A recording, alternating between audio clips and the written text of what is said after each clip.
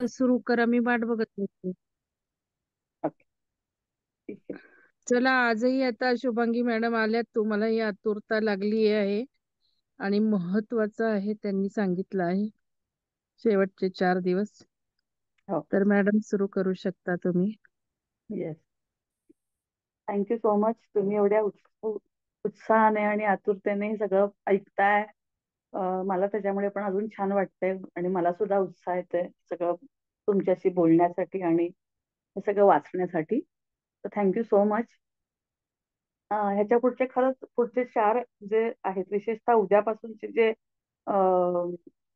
आहेत पॉइंट्स किंवा लेक्चर्स, त्यातले शब्द बऱ्यापैकी आता आपल्या ओळखीचे असणार आहेत. आजपासूनच असं थोडी थोडी सुरुवात होईल.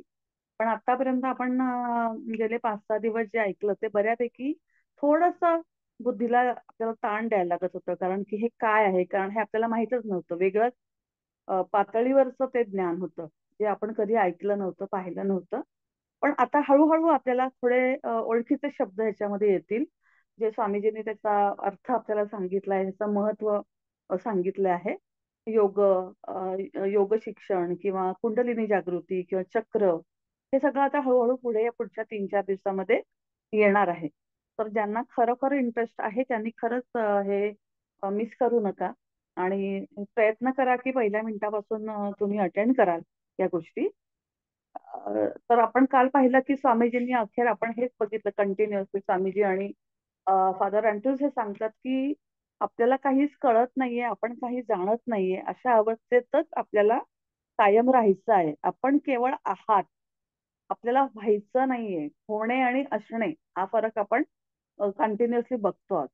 तेव्हा आपल्याला मनाची कोणती हालचाल असो, विधायक असो म्हणजे चांगली असो, वाईट असो, कन्स्ट्रक्टिव्ह असो, डिस्ट्रक्टिव्ह असो, काहीही असू देत आपल्याला फक्त बघायचं ह्या गोष्टीकडे. हे आपल्याला फादर अँड्रूज यांनी सांगितलं. हे असं करून त्यांनी त्यांचा तो मीटिंग संपली. आता आज आपण सुरू करतोय त्याचा मूळ टॉपिकचं नाव आहे खरं धार्मिक शिक्षण. आतापर्यंत आपण धार्मिक शिक्षण म्हणजे गीता, बायबल किंवा असे काही ग्रंथ अशा प्रकारचं असं म्हटलं होतं. आपण समजलं होतं सगळेजण. पण आता खरंच माणसासाठी खरंच धार्मिक शिक्षण काय आहे याचं डिस्कशन आता या आजच्या दिवसाला आहे. तर डेव्हिड यांच्याकडून आपले जे लेखक आहेत त्यांना एक मोठं पत्र आलं आणि त्या पत्रामध्ये जे टपालामध्ये खूप साऱ्या पुस्तिका होत्या आणि मुख्य म्हणजे काही कॅसेट्स होत्या. त्या कॅसेट्स मध्ये स्वामीजींनी बऱ्याच गोष्टीचा उहापोह केलेला आहे. तर ह्याच्यामध्ये मुख्यतः स्वामीजींना जेव्हा बाकीच्यांनी सांगितलं की तुम्ही स्वतः चरित्र लिहा तुमचं, म्हणजे लोकांना त्याचा फायदा होईल, तर त्याचा काही परवानगी स्वामीजीने दिली नाही.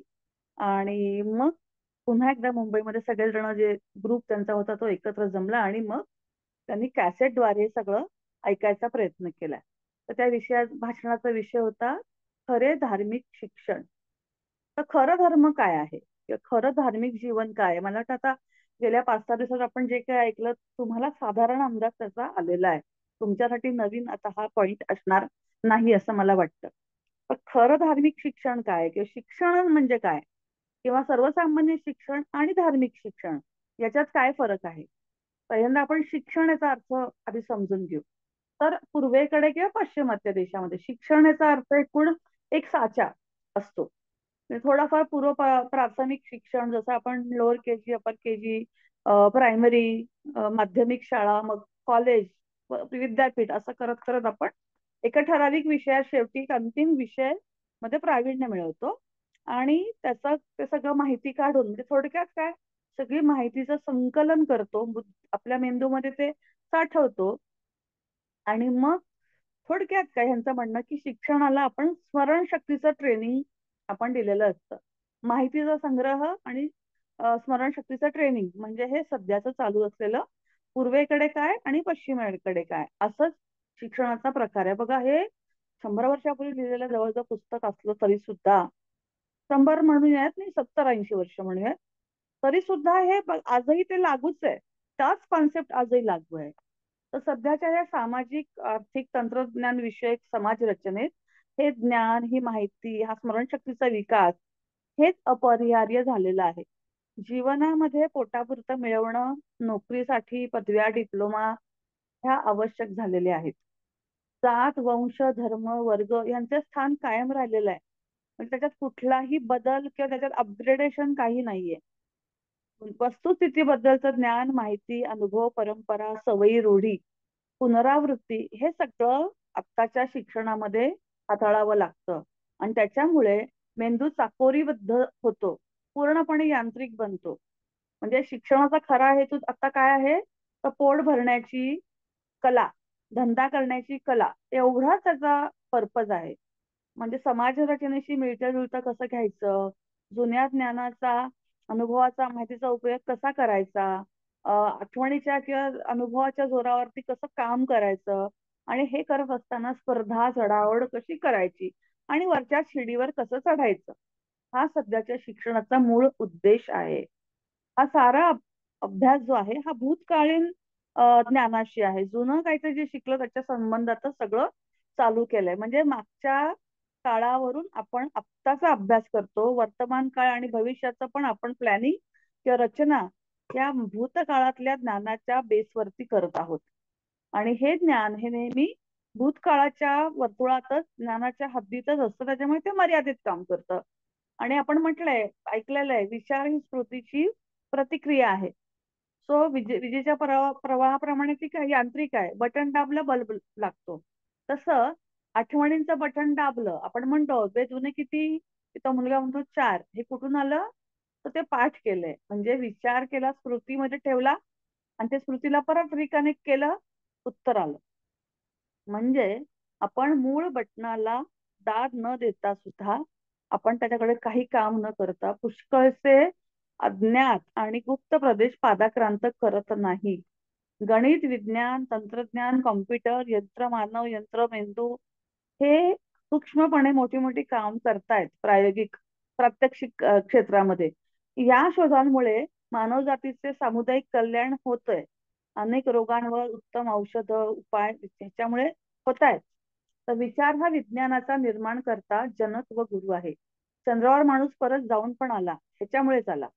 पण विचार स्वार्थी, तुझं माझं हे पण शिकवतोय. समाजामध्ये श्रेष्ठ, कनिष्ठ, गरीब, श्रीमंत ही दरी दिवसेंदिवस वाढत चाललेली आहे. संपत्तीची लूट कशी करायची हे त्यात जास्त लोकांच्या मनामध्ये असे विचार या शिक्षणामुळे जास्त यायला लागलेले आहेत. आणि म्हणून सत्ता आणि संपत्ती यांच्या हव्यासामधून ते तंटे वखेडे, युद्ध, लढाया ह्याच्यामुळेच होतात. तर मग बालपणापासून आपल्या मेंदूला असं वळणच लावलं गेलेलं आहे की या चाकोरीमध्ये फिरायचं. मेंदू आणि मन यांचा सतत स्पर्धा, चढाओढ, महत्वाकांक्षा, कोणत्याही मार्गाने यश मिळवणे, कोणत्याही प्रकारे अहम, मी आणि स्वला फाजील महत्व देणं, हे आतापर्यंत आपल्याला शिक्षणात शिकवलं जातंय. खरा परस्पर संबंध, प्रेमावर सहजीवन, स्नेहमय मानवी संबंध ह्याचा पूर्ण अभाव आजच्या या जगामध्ये आपल्याला समाजात दिसून येतो.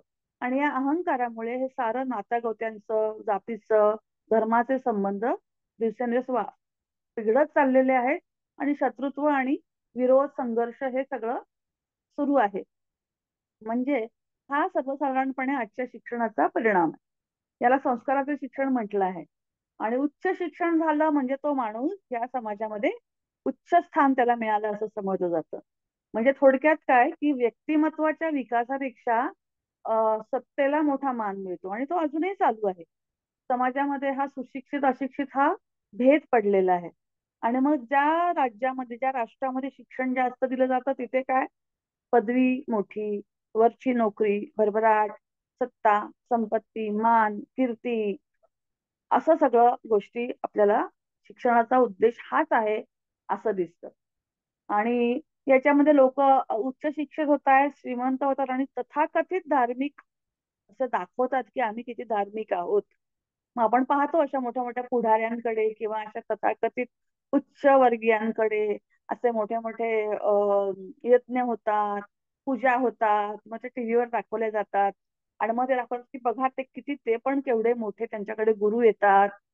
म्हणजे ह्या सगळ्या गोष्टीचा मूळ हेतू किंवा त्याच्यात वाढ होऊन काय होतं, परिणाम, दुःख, नाश, भय, हेवे दावे आणि द्वेष एवढं त्याच्यामध्ये वाढत जात. जर आपल्याला पारमार्थिक पातळी अवगत नसेल, खऱ्या धर्माचे सर्वश्रेष्ठ स्वरूप आपल्याला जर माहिती नसेल आणि आपण आपल्या अंतर्दृष्टीने तसे वागणार नसू, तर आपण आपला विनाशच ओढून घेणार आहोत.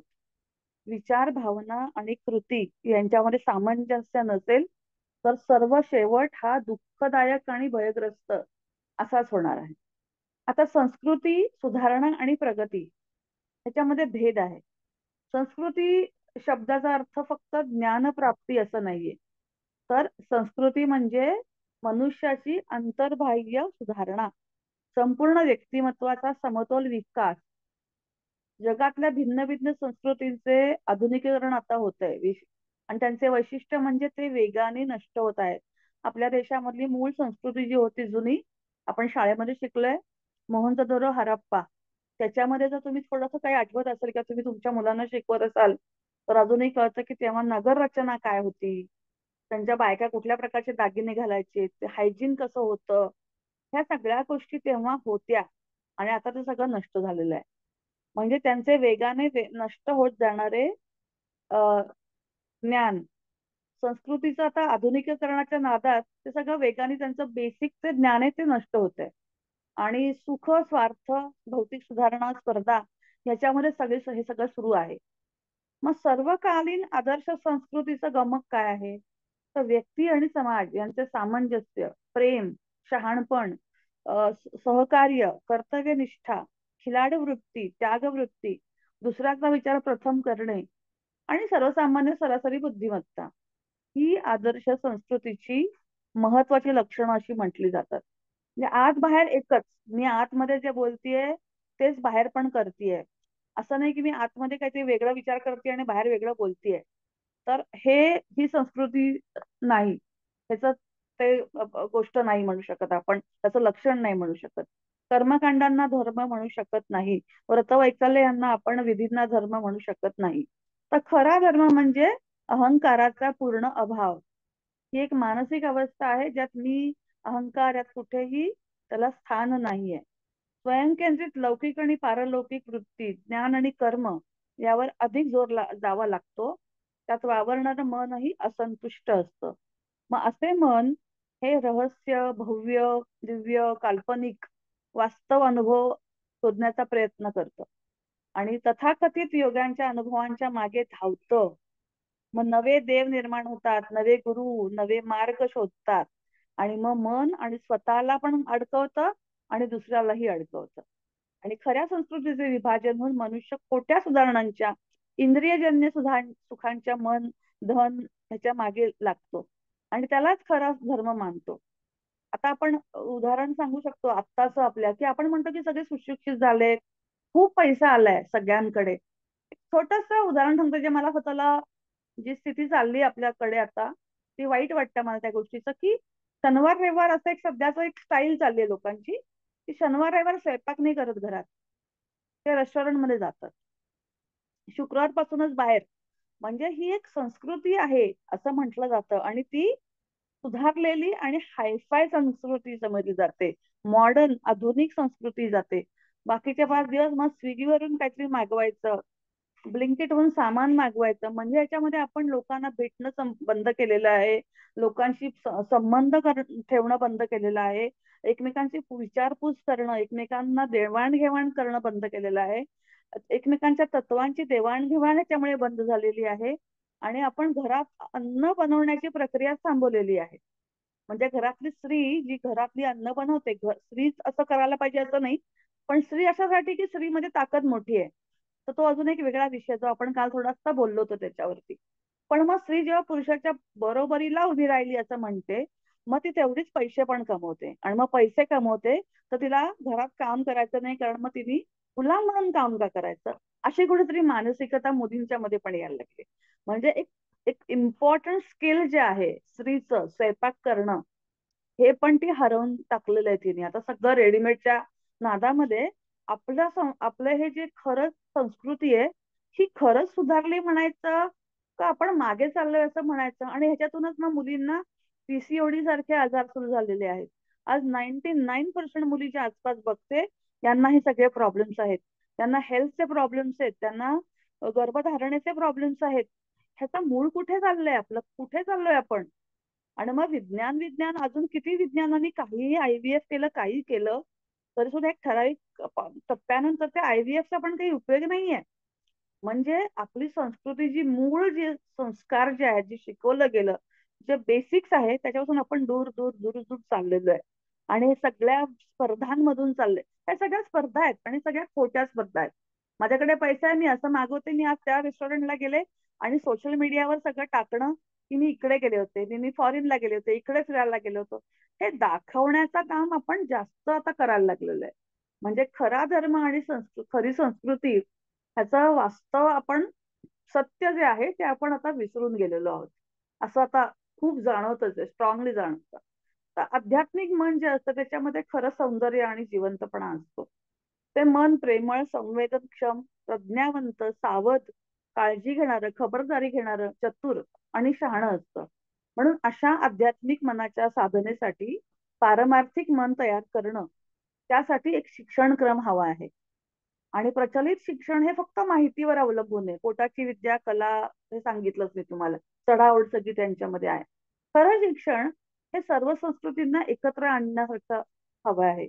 अध्यात्म प्रवण करणारे व परमार्थाची दृष्टी देणारे असं हे शिक्षण हवं. हे शिक्षण प्रेमावर आधारलेलं हवं. मी तू या भावनांना पुष्टी करणारं ते नसावं.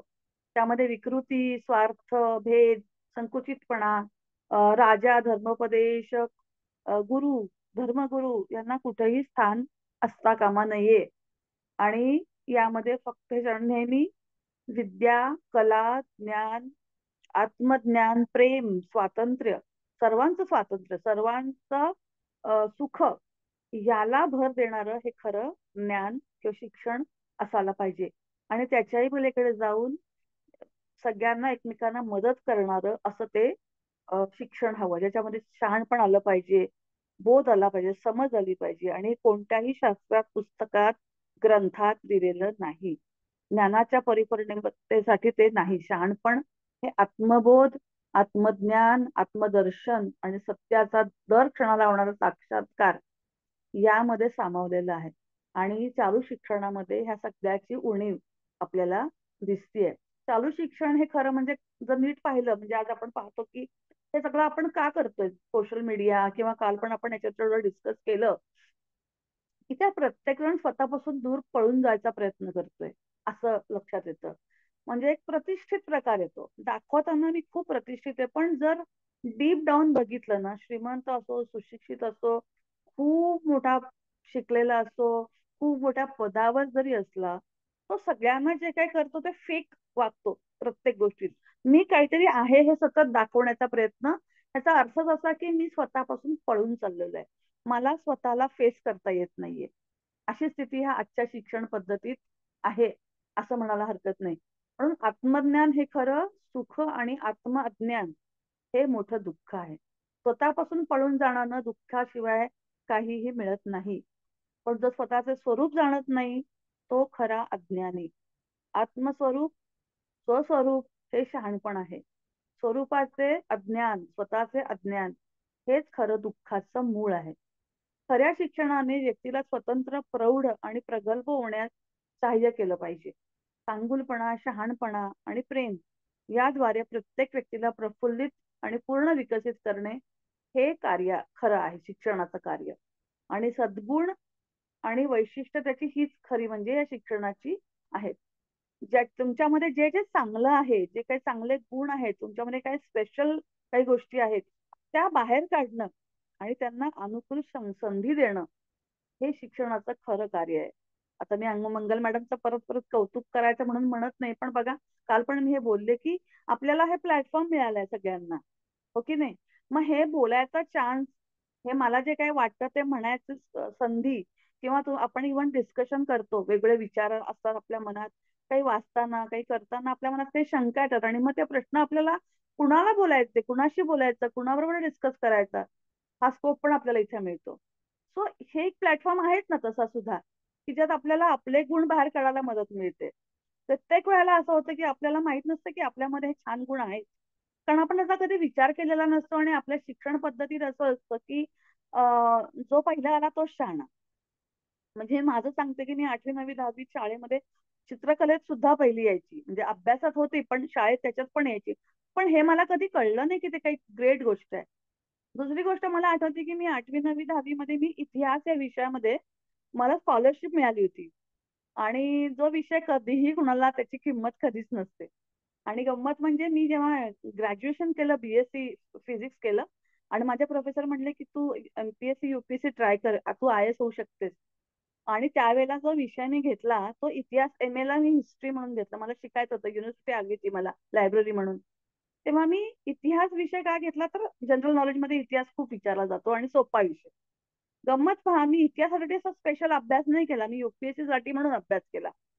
पण मी एम ए ला पहिली आले युनिव्हर्सिटीमध्ये. मी काही खूप ग्रेट अभ्यास केला असं मी नाही म्हणणार. पण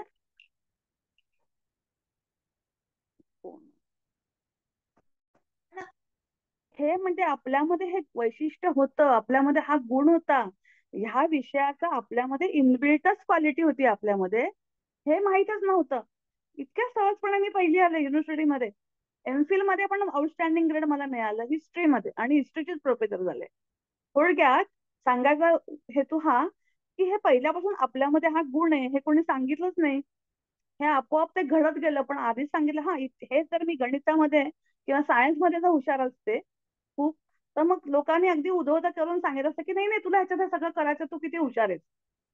म्हणजे थोडक्यात आपल्यामधली वैशिष्ट्य काय आहेत हे कोणते सांगायला पाहिजे. माझ्या प्रोफेसरने जेव्हा सांगितलं की तू हे करू शकतेस, आणि त्यात मी पास पण झाले, मला कुठे माहिती होतं की हे माझ्याकडे आहेत गुण. हे कोणतरी सांगणं. आणि आजच्या स्थितीमध्ये तर मला नाही वाटत की 99.99% शिक्षक म्हणजे काही ठराविक असतील त्याच्यात स्पेशल लोक, पण मी माझ्या आसपास बघतेय की त्यांना स्वतःच सुद्धा भान नाही शिक्षकांना, त्या मुलांकडे काय बघत असतील. I doubt about it. So असं पण शिक्षक असणं ही खूप मोठी गोष्ट आहे. आणि तो खरा शिक्षक, ती वृत्ती असते शिक्षक. शिक्षक हे प्रोफेशन आहे असं मी म्हणणार नाही, कारण असे शिक्षक खूप आहेत. पण शिक्षक ही वृत्ती असते, दुसऱ्या मुलांचं चांगल्या गोष्टी शोधणं, त्यांना सपोर्ट करणं. मग ती मुलं लहानच असतील असं नाही, तुमच्या माझ्यासारख्या मुली पण असतात त्याच्यामध्ये. त्या वयाचा काही संबंध नाही त्याच्यामध्ये. तर हे गोष्टी ज्या आहेत ह्या आपल्यामध्ये पण आपण डेव्हलप करू शकतो. आपण आपल्या इतरांना कसं त्यांना सपोर्ट करू. आपल्या आसपास असे खूप मुलं मुली आहेत की त्यांच्यातले काही गुण असे असतात की त्यांना माहित पण नसतं की त्यांच्यात एक गुण आहे. पण आपल्या अनुभवाने किंवा आपल्या एकूण अभ्यासाने किंवा कशाने आपण हे सहज त्यांना सांगू शकतो. किती छोटस काम येते, पण त्यांच्यासाठी त्यांचं आयुष्य उजळून देणारं, त्यांच्या आयुष्याला एक मोठं वळण देणारी गोष्ट ही होऊ शकते. अशी ही जीवनमूल्य आवश्यक आहेत असं स्वामीजी म्हणतात. तर हे असलं मानवजातीच्या पारमार्थिक कल्याणावर आधारलेलं आध्यात्मिक शिक्षण व्यक्तीचा खरा विकास घडवून आणू शकतं. आणि अंतर्बाह्य जनांच्या आणि मनाच्या हालचाली तटस्थपणे आपण जेव्हा अवलोकन करू, तेव्हा आपल्याला हळूहळू या सगळ्या गोष्टी कळायला लागतात, समजायला लागतात, आणि आपली पण ग्रोथ, आपली पण वाढवायला सुरुवात होते. स्वतःच्या काल्पनिक धारणा, प्रतिमा, भ्रमात्मक, आभासमय असं जीवन मूल्य आपल्याला आपण जाणून, आणि इतरांचं पण आपण जाणून त्याच्यापासून आपल्याला परावृत्त कसं करता येईल हे पण आपण त्याला शिकवू शकतो, दुसऱ्यांना सहाय्य करू शकतो. तर ज्या समाजात हे सर्व लोक सुखाने, गुण्यागोविंदाने, प्रेमाने, सहकार्याने राहतील, अशा आदर्श समाजाची निर्मिती आपण करायला पाहिजे. राष्ट्राभिमान बाजूला ठेवून विश्वाभिमान ही नवीन कन्सेप्ट आहे पहा. हे सगळं जग म्हणजे आपण म्हणतो हे विश्वची माझे घर, किंवा इव्हन ज्ञानेश्वरांनी पण हे सांगितलं की संपूर्ण विश्व आहे. तर ते हाच कॉन्सेप्ट आहे की फक्त राष्ट्र नाही, पूर्ण विश्व हे माझं आहे. आणि इथून मग धर्म, जात, राजकीय पक्ष, भांडवलशाही, लोकशाही, समाजवाद ह्या सगळ्या गोष्टींना काट देऊन आपण ही सिस्टीम, अशी पद्धती आपण खरं म्हणजे अंगीकारली पाहिजे. अत्याधुनिक शिक्षण पद्धती सध्या पूर्णपणे फेल आहे. हे 1900 कधी म्हणत 1940 मध्ये यांनी लिहिलंय, 40-42 मध्ये. आणि आजही 2025 ला पण हेच अगदी बरोबर खर्च आहे. तर मी ते हे लोक जे आहे ते शिक्षण घेणारे देवाची पूजा करणार नाही, हाताने बनवलेल्या मनाने सुचवलेल्या मूर्तीची पूजा ते करणार नाहीत, जिवंत माणसाची ते पूजा करतील, सर्वभूती परमेश्वर बघतील. जे काय रंजले गांजले त्यांना प्रेमाने, म्हणजे गरिबांना आपल्या त्याची सेवा करतील. पुढारी लोक, पण गाडगेबाबांचं उदाहरण आपल्याकडे आहे पहा, की त्यांनी असंच केलं. म्हणजे हे सगळे जिवंत आपण पाहिलेले उदाहरणं आहेत, पण आपण त्यांना हार घालतो, बाकी काहीच करत नाही. फक्त हार घालतो. आपण ज्यांना गुरु मानतो त्यांना सुद्धा आपण हारच घालतो. त्यांची गुरुपौर्णिमेला पूजा करतो, झालं. पण बाकीचे 364 दिवस ध्यान पण नाही करत. मग असं चालणार आहे का? हे कुठलं, मग ही कसली पद्धत आपण करतोय? तर पुढारी लोक फक्त गरीब, दुःखी, दारिद्र्य लोकांना त्यांचं कायम राहावं याचाच प्रयत्न करतात. कारण मग त्यांची सेवा करण्याचं नाटक त्यांना करायला कसं मिळेल? तर खरे मुक्त हे खरे संत असतात. जे खरे संत म्हणजे जे ह्या सगळ्या गोष्टींना फॉलो करतात, असे विचार ज्यांचे आहेत ते खरे संत, असं त्यांनी म्हटलंय. माणसाची मानसिक, आंतरिक आणि आत्मिक उन्नती कोणत्या मार्गाने होते? तर सनातन चैतन्याची अंतरयात्रा कोणती? अशा पारमार्थिक मार्गाने आध्यात्मिक पातळी गाठतात ते खरे सुशिक्षित आणि धार्मिक लोक आहेत. ते थोडे आहेत, पण खरे आहेत. कदाचित ते निरक्षर असतील, मंदिरात जात नसतील, पण ते आध्यात्मिक पातळीवर पोहोचतील. श्रेष्ठ व उच्च धार्मिक जीवन जगण्यासाठी, चांगल्या शिक्षणासाठी ध्येय आणि आदर्श आवश्यक आहे का? नाही, मुळीच नाही. ध्येयवादी कसा असतो ते तुम्हाला माहिती आहे. समजा मी फार रागीट आहे, रागाच्या भरात हिंसा करायची माझी प्रवृत्ती तीव्र आहे, तर मग मी कोणता ध्येय समोर ठेवेल? कोणतीही गोष्ट जर रागाचं शस्त्र वापरून ते साध्य करायचं, हे माझं ध्येय असेल. मग समजा मी चिडचिड करणारी आहे, मला राग येतो खूप, मग माझ्यासाठी अत्युच्च आदर्श काय आहे? तर जो अजून जास्त राग करतो आणि जे पाहिजे ते मिळवतो, तो माझा ध्येय, ते माझं ध्येय असेल. हे चांगलं आहे का? तर हे नाही. म्हणून त्याच्यामुळे हिंसा कमी होत नाही आणि रागही नाहीसा होत नाही. मग ध्येय म्हणजे काय? किंवा ध्येय म्हणजे भविष्यात मी काय होईल हा विचार करणं. कोण होईल, काय मिळवेल, अशा अपेक्षा आणि आशा बाळगून त्यामागे लागणं, म्हणजे मग अहिंसात्मक पद्धतीने मी हे करायला पाहिजे. पण मग त्यासाठी मला किती दिवस लागतील, किती वर्ष लागतील? मला हे असं असं बनायचंय, मला राग घालवायचा आहे, मला रागीट आणि हिंसा अशी मला काढून टाकायची आहे. मग हे सगळं करायला किती काळ जाईल. मग हे करत असताना, करताना प्रयत्न माझे जे होणार आहेत ते सक्सेसफुल समजा नाही झाले, तर जास्त करून होणारच नाही. म्हणजे मग मी काय करतेय? ढोंग करतेय. ते अहिंसक बनण्याचं मी ढोंग करते. जीवन हे खरं म्हणजे गतिमान नदी आहे. आपण दर क्षणाला तिच्या प्रवाहावर भूतकाळाचा अंधार पसरून पाहत राहतो. खरोखर महत्वाचा आहे तो केवळ बदल नाही, किंवा काहीही न करणं, काही कृती हालचाल न करणं हे नाही. निष्क्रियता नाही अपेक्षित आहे. पण बदल हा केवळ भूतकाळाच्या गत मृत ज्ञात अनुभवांचे काल्पनिक सत्य असते. आकाराने वेगळे दिसते, कृती सुद्धा प्रतिकृती आहे, पण निष्क्रियता ही आळस बनून जाते. तेव्हा क्रिया, प्रतिक्रिया, साथ पडसाद हे सगळे आभासमय आहे. आपण खरं सत्याचा शोध आणि बोध घेतोय. हे सत्य चालूमान, गतिमान असं आहे. त्याच्यामुळे आपल्याला क्षणाक्षणाला ते शोधावं लागतं आणि क्षणाक्षणाला मग आपल्याला बोध आणि साक्षात्कार होत राहतो. म्हणून आपल्याला कोणत्याही ग्रंथाची, सत्तेची, गुरुची, पूर्वजांच्या आठवणींची, अधिकाऱ्यांची गरज नाही. त्यांचा उसना भाव आपल्याला खूप मोठा अडथळा बनू शकतो. म्हणजे माझे वडील डॉक्टर होते, माझे आजोबा डॉक्टर होते, त्यांचे वडील आजोबा डॉक्टर होते, मग मी पण डॉक्टर व्हायला पाहिजे. ही भावना जेव्हा कधी कधी लोकांची होते ना, तेव्हा खरं म्हणजे कधी कधी चुकीचंच असतं. कारण की जर माझ्यामध्ये, म्हणजे माझ्या 3 पिढ्यांमध्ये हे सगळं आहे, मग आता एवढं मोठं हॉस्पिटल मी बांधलेलं आहे माझ्या आई वडिलांनी किंवा माझ्या आजोबांनी, मग ते पुढे कोण नेणार? तर मग तू डॉक्टरच व्हायचं. पण माझ्यामध्ये नाही ना ती क्वालिटी, माझ्यामध्ये वेगळं काहीतरी आहे. मग आपण हे सगळं मागचं पुन्हा भूतकाळ आपल्या ह्याच्यात ठेवतो आणि मग आपल्या as a person, as a soul, as a व्यक्तिमत्व म्हणून आपण आपली अडथळा, ह्या सगळ्या गोष्टींचा आपल्या आयुष्यामध्ये अडथळा बनवतो. आणि म्हणून मग शोक, चिंता, संताप अशा गोष्टी सुरू होतात. असे कित्येक लोक, कदाचित आत्ताच्या मुलांची पिढी नाही म्हणू शकत मी, पण कदाचित आमची पिढी असेल किंवा आमच्या आधीची पिढी असेल, की ज्याच्यामध्ये आई वडिलांच्या काय इच्छा होत्या त्याप्रमाणे मुलं शिकलेली आहेत. म्हणजे मला नाही शिकता आलं हे, म्हणून माझ्या मुलाने शिकलं पाहिजे, हा जो विचार आहे हे पण आपण त्यांच्याकडूनच घेतो. पण आत्ताची मुलं तशी नाही आहेत आपली. ती मुलं असतात की नाही आम्हाला हे नाही करायचं, आम्हाला हेच करायचं. हे त्यांचे विचार खूप क्लिअर आहेत. So they are higher higher फ्रिक्वेन्सीला कनेक्ट झालेली ती मुलं आहेत, म्हणून त्यांना तो विचार क्लिअर असावा असं मला वाटतं. तर आपण मग काय करतो, असं सगळं मिळवण्यासाठी मग अनेक अडथळे संघर्षातून बाहेर येण्यासाठी मग कुणाची मदत हवी असते, मग तोंड वेंगाडतो कुणाकडे, नम्र होतो. पण त्यातूनही आपल्याला काही मिळत नाही आणि मग आपल्याला शेवटी आपला मार्ग शोधावा लागतो. पालकांकडून एक महत्वाचा प्रश्न विचारला जातो. एक पालक विचारतात की माझ्या मुलाला किंवा मुलीला मी शिशु वर्गापासून इंग्रजी माध्यमाच्या शाळेत घालून उत्तम शिक्षण दिलंय, उत्तम शाळा निवडली, पण त्यांनी जे काही केलं पुढे आयुष्यात त्यात ते सुखी दिसत नाहीये. चालू समाज रचनेमध्ये त्यांना त्यांच्या अपेक्षेप्रमाणे शैक्षणिक योग्यतेनुसार योग्य ते स्थान प्राप्त झालेले नाही. पालक म्हणतात आम्ही एवढे पैसे खर्च केलेत, एवढे महागडं शिक्षण दिलं, पण त्याचा फायदा काय झाला? फायदा काय झाला याचा अर्थ भांडवलाची परतफेड झाली का? असंच होतो ना.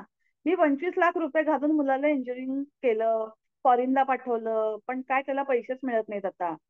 मग त्याचा काय फायदा झाला असं आई वडिलांना वाटतं.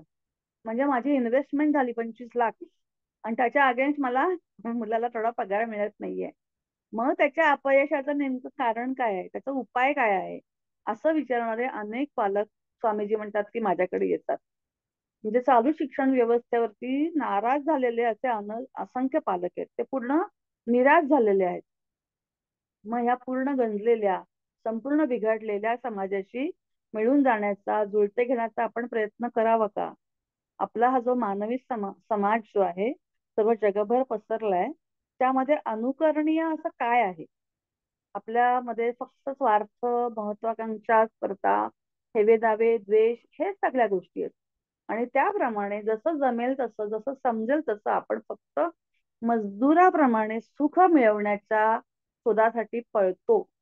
आणि मग त्याच्यामध्ये मध्ये मध्ये आपण काय करतो, सण साजरे करतो, समारंभ, म्हणजे त्याचा अर्थ वेगळा आहे, पुन्हा अजून एक वेगळं, सणाचं इम्पॉर्टन्स एक वेगळं आहे. पण सर्वसामान्यपणे लोक त्याचा अर्थ न समजून घेता इव्हेंट झालेला आहे आता तो. खरं पाहिलं तर फक्त लोक म्हणतात happy Diwali, happy Gudi Padwa, happy Raksha Bandhan, happy teachers day, happy Guru Purnima. हे तर हा शब्द तर मला खूपच भयानक वाटतो. हॅप्पी गुरुपौर्णिमा काय आहे? म्हणजे गुरु हाच कन्सेप्ट नाही कळला. म्हणजे फक्त इव्हेंट करतो, सण साजरे करतो, समारंभ साजरे करतो, करमणूक मिळवण्यासाठी, मजा करण्यासाठी आपण करतो. पण खरोखर त्याचा जो मूळ कन्सेप्ट आहे, कशासाठी ते आपण सण समारंभ साजरे पूर्वी करत होतो, ते आता राहिलेलं नाहीये. आणि त्यातून फक्त ह्या मानसिक त्रासातून बाहेर पडण्यासाठी आपण एस्केपिझम म्हणून ते वापरतो. आता तुम्ही लग्नांमध्ये बघा, मी हे सध्या या वर्षात माझ्या घरात 5 लग्न झाली. खूप जवळ, मी लग्नांना शक्यतो कुठे जात नाही. पण जी अशी लग्न होती की जी मी अवॉइड करू शकत नव्हते, मला असं जास्त दिसलं मेकअपवर जास्त खर्च, कपड्यांवर खर्च, लाखो रुपये खर्च. ते कपडे कदाचित आयुष्यात परत घालेल की नाही ती मुलगी माहित नाहीये. आणि कुठल्याही संस्काराच्या वेळेला, म्हणजे कुठल्याही सप्तपदी असेल किंवा कुठलंही काही करताना, त्या फोटो देताना कसा माझा पोज येईल ह्याच्याकडे लोक जास्त मुलं बघतात, ना की खरोखर आपण ते जे करतो.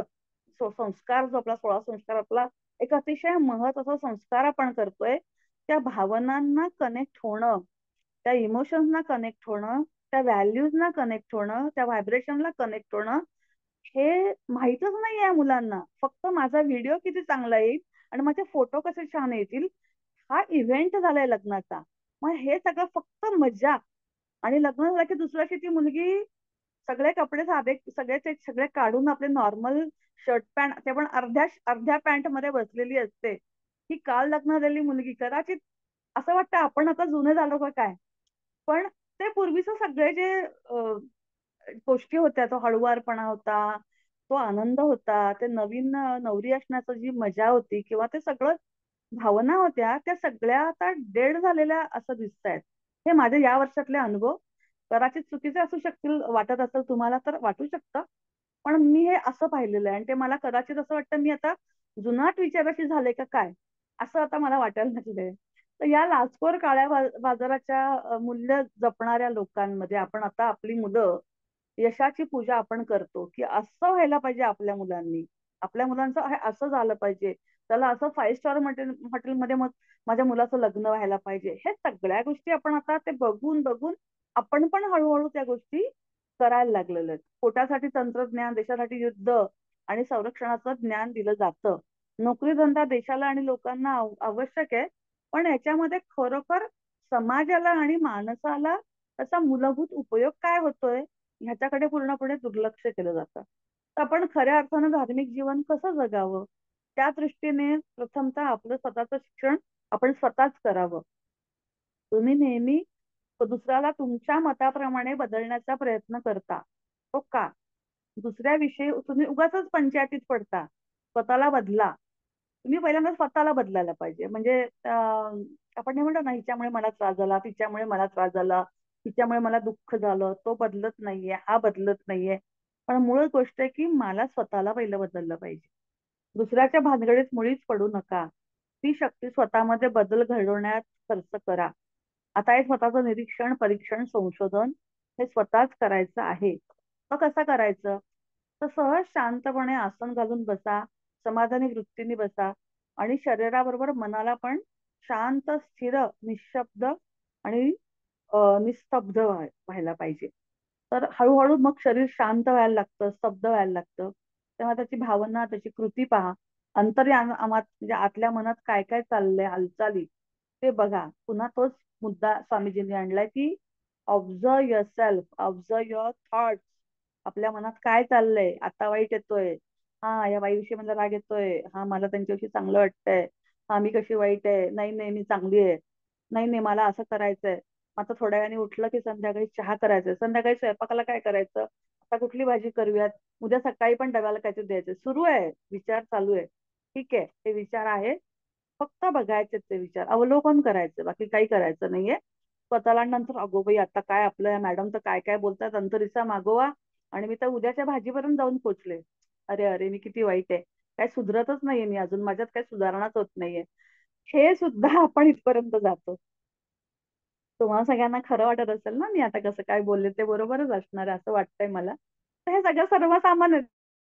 त्यात काय असं काय रॉकेट सायन्स नाहीये, मला कुणाचं मन वगैरे बघता येत नाहीये. पण हे सर्वसामान्य कॉमन सेन्स आहे की आपण असाच विचार करतो. धावपळीत, बसमध्ये, रेल्वेमध्ये, स्वयंपाक करताना, चहा घेताना आपण सगळीकडे असेच विचार करतो. आणि फक्त ह्या हालचाली बघायच्यात मनाच्या. Nothing wrong. आपण वाईट विचार करतोय, बघा मला कसं वाईट वाटतंय आणि मला किती मी किती हीन आहे, अजिबात नाही. हो का? असा पण विचार आला का? Very good. तसा पण विचार आला का? Very good. बस. त्या दुरुस्त करायच्या नाहीयेत. नाही नाही आता मला असा विचार नाही करायचा आहे बरं का, आता मला असा नाही, काही गरज नाहीये. होऊ देत, असा पण आलाय, येऊ देत. तसा आलाय ना, ओके, काही प्रश्न नाहीये. हाच हीच पद्धत आपल्याला समाधीचा खऱ्या अर्थाने रस्त्याकडे घेऊन चाललेली आहे आणि धार्मिक जीवन जगण्याचा हा बळकट पाया आहे. म्हणून असे विचार येऊ देत, काही प्रश्न नाही. विचारांची निवड करायची नाहीये, आपण फक्त निष्पक्षपणे त्याकडे बघायचंय, ऐकायचंय विचार काय बघतोय आपण, काय म्हणतोय. म्हणून हे विचार नष्ट करायला आपल्याला सांगत नाही. विचार नष्ट करा असं म्हटलं ना, तसं लोकांना सांगतात काय काय लोक, ध्यान करा. मग लोक म्हणतात अहो विचार येतात, अहो नाही येत विचार, सोडून जाते, काढून टाका ते विचार. विचार करू नका म्हटलं की ते अजून जास्त येणार आहेत विचार, आपोआप मागे मागे पडतात. पण हे विचार येऊ देत असं म्हटलं तर माणूस रिलॅक्स होतो. हा मग ठीक आहे, मला पण विचार येतात, तुम्हाला पण विचार विचार येणारच आहे आपल्या मनामध्ये. आपण तेव्हा काहीच करत नसतो तर 100% अजून जास्त विचार. एक विचार आला की दुसरा, दुसरा झाला की तिसरा, आणि मग हा विचार हळूहळू हळूहळू त्याचं कमी कमी त्याचं येणं होईल. पण ते प्रॅक्टिसच सुरुवात नाही करत आहे. एकदम असं होणार नाही ना की विचार रहित आपलं मन झालंय, असं कधीच होणार नाही. त्याला थोडी साधना म्हणजे सराव, साध्या भाषेत सराव, प्रॅक्टिस आपल्याला लागते. म्हणजे आपण बघतो फुल आहे, झाडं आहेत, आकाश आहे, ढग आहे, हे पाहणं म्हणजे विचार नाहीये, फक्त पाहायचंय त्याच्याकडे. मग हे निर्विचार स्थितीमध्ये आपण जातो हळूहळू. आणि मग त्याच्यामध्ये प्रतिक्रिया हळूहळू आपली कमी होते. भावना आपण नुसतं बघत राहतो आणि प्रतिक्रियाला पण आपण मोकळं सोडा. वाईट वाटतंय, ठीक आहे, चांगलं वाटतंय, ठीक आहे. कुठली सक्ती कशावर करायची नाही, फक्त जाणवायचं. फक्त मग जसं मी काल सांगितलं तसं की अशा विचारांचा सहज पाठलाग करा, त्याचं कारण शोधा. मला असं का वाटतं, म्हणजे मी किती वाईट विचार करतेय, ह्याचं ना चांगलं नाही व्हायला पाहिजे, ह्याचं उगाच ह्याचं खूप छान झालंय, ह्या बाईला खूपच छान गोष्टी मिळत आहेत, मला नाही मिळत आहे. आलाय विचार. मग पुन्हा आपल्याला नाही नाही आपल्याला तर असं सांगितलंय, अंतरीचा मागोवा सांगतात ना, किंवा मंगल मॅडम पण सांगतात असा विचार नाही कधी करायचा, किंवा आई पण सांगते किंवा लहानपणी ऐकलंय की वाईट विचार करू नये. हा विचार आला कुठून? हे कुठले संस्कार आहेत, कुठून आलंय हे मला मनात? एक्झॅक्टली आउट ऑफ कशातून आलंय हे सगळ्या गोष्टी? एकदा तिथे पण मागे तुम्हाला आपल्याला हळूहळू आपण जेव्हा जातो, निरीक्षण जेव्हा करतो, तेव्हा मग आपल्याला हळूहळू सापडेल की आपण हे विचार का करतो, आपल्या रिॲक्शन अशा काय. आणि एकदा हे कळलं की मग आपण मूल्यमापन करायचं सोडून देतो. दर्शन आणि बोध हे एकदम आपल्याला व्हायला लागतं. आणि मग मन तरुण, सजग, चतुर आणि सावध व्हायला सुरुवात होते. आणि मग 100% हळूहळू जागृत मन काम करायला लागतं. आपल्याला ही प्रक्रिया कळायला लागते, आपल्या भावभावनांची प्रक्रिया कळते, विचारचक्रातून आपण हळूहळू मुक्त व्हायला लागतो आणि स्वतःच्या भूतकाळापासून आपण हळूहळू सुटका करून घ्यायचा प्रयत्न नंतर होतं, आत्ता असं नाही. म्हणजे संशोधन आणि जिज्ञासा ही गोष्ट आपण सतत आपल्यामध्ये असते. आपल्या प्रत्येक शंकेमागे गोष्ट असतं, प्रश्नामागे काही ना काहीतरी हेतू असतो. आणि जेव्हा आपण सतत विचारत असतो तेव्हा आपण त्या मार्गाला सुरू झालेलो असतो. पण तरी सुद्धा मन, त्याचा मीपणा, अहंकार हे पण आपल्यावरती काम करत असतं आणि ते आपल्या प्रतिक्रियांच्या जाळ्यामध्ये आपण अडकत असतो. तेव्हा हा मीतून तयार केलेला तुरुंग जो आहे त्यातून आपल्याला मोकळं व्हायचंय, हे लक्षात ठेवायचं. आणि यातून आपल्याला कोणताही गुरु, देव, स्वामी, शिक्षक, पवित्र ग्रंथ, नाम, मंत्र, जप असं कोणीही आपल्याला हे मदत करू शकणार नाही. फक्त तुम्हीच ते काम करू शकता, तुम्हीच त्यातून बाहेर पडू शकता. सुरुवातीपासून शेवटपर्यंत आपल्याला कोणीही मदत करत नाही. फक्त आपल्याला सावधतेने बघायचंय आणि कुठे अडकायचं नाही, एवढंच. अवलोकन, निरीक्षण आणि परिपूर्ण पाहणं, एवढंच काम आपल्याला करायचं. आणि जेव्हा आपण हे करायला लागतो तेव्हा आपल्या या सगळ्या गोष्टींची हळूहळू आपण त्यातून रिलॅक्स व्हायला लागतो, त्यातून सुटका व्हायला लागतो. आपल्याला प्रश्न दाबून टाकायचा नाहीये, पळून जायचं नाहीये. राम नामाचा आता मला खूप विचार येतात, माझ्या मनात वाईट विचार येतात, तर रामनाम रामनाम रामनाम करते मी, राम राम राम राम, म्हणजे माझे विचार जातील. नाही जात, ते दबले जातात, ते पुन्हा बाहेर येतातच. मग आपण म्हणतो की अरे मग मोठे संत आहेत, परमात्मे आहेत, गुरु आहेत, तत्वज्ञानी आहेत, विचारवंत, यांचे अनुभव आपल्याला उपयोगी पडणार नाहीत का हे सगळ्या प्रकाश द्यायला, या प्रश्नातून बाहेर पडायला? तर स्वामीजी म्हणतात याच्यात माझं ठाम मत असं आहे की याचा आपल्याला काही एक उपयोग नाही. संत, साधू आणि गुरु कोण ते समाज ठरवतो. कारण प्रत्येक धर्माचे संत त्या त्या धर्माच्या चौकटीत, धारणेत अडकलेले असतात. मुसलमान साधू, फकीर मशिदीत, हिंदू साधू देवळात असे अडकलेले असतात. जैन साधू जैन मंदिरात, ख्रिश्चन लोक चर्चमध्ये अडकलेले असतात. तर ते पण त्या त्या समाज बंधनामध्ये अडकलेलेच आहेत, ते मुक्त नाहीयेत. मग ते बाह्य आचारांनी नाही, पण आंतरिक आचारांनी ते गुलामच झालेले असतात. मग कोणत्याही धर्मातील खरा मुक्त संत मी सत्य जाणतो असे म्हणणार नाही. आणि जो जाणील तो बोलून दाखवणार नाही. मी एकदा अराउंड 20 इयर्स बॅक, 2004-05 मी एकदा बंगलोरला गेले होते आर्ट ऑफ लिव्हिंगच्या आश्रमामध्ये. तेव्हा गुरुजींना असा कोणतरी अशा टाईपच प्रश्न विचारला होता. तेव्हा गुरुजींनी खूप सुंदर वाक्य उत्तर दिलं होतं की जो मुक्त झालेला आहे, त्याला मोक्ष मिळालेला आहे, तो कधीच सांगणार नाही की मला मोक्ष मिळालाय. आणि जो सांगेल की मी मुक्त आहे, मला मोक्ष मिळालाय, तर नक्की समजा की त्याला मोक्ष मिळालेला नाही. ज्याला कळलंय तो सांगणार नाही, आणि जो सांगतो त्याला कळलेलं नाही. हे स्वामीजी इथे म्हणतायत. तर हे खरं संताचं लक्षण जे आहे, म्हणजे जगात सगळेच काही ज्यांना काहीच कळत नाही असे नाहीयेत, आहेत ते लोक, पण ते लोक सांगणार नाहीत की त्यांना हे सगळं कळतंय. तर अशा रीतीने ही गुरु स्वामीजींचं कॅसेट हे लोक ऐकत होते. आणि त्यानंतर अशी एक वेळ आली की पुन्हा हे सगळे लोक प्रत्यक्ष भेटले आणि स्वामीजींना भेटले. मुंबईला स्वामीजी आले आणि तिथे पुन्हा पुढचे प्रश्न सुरू झाले.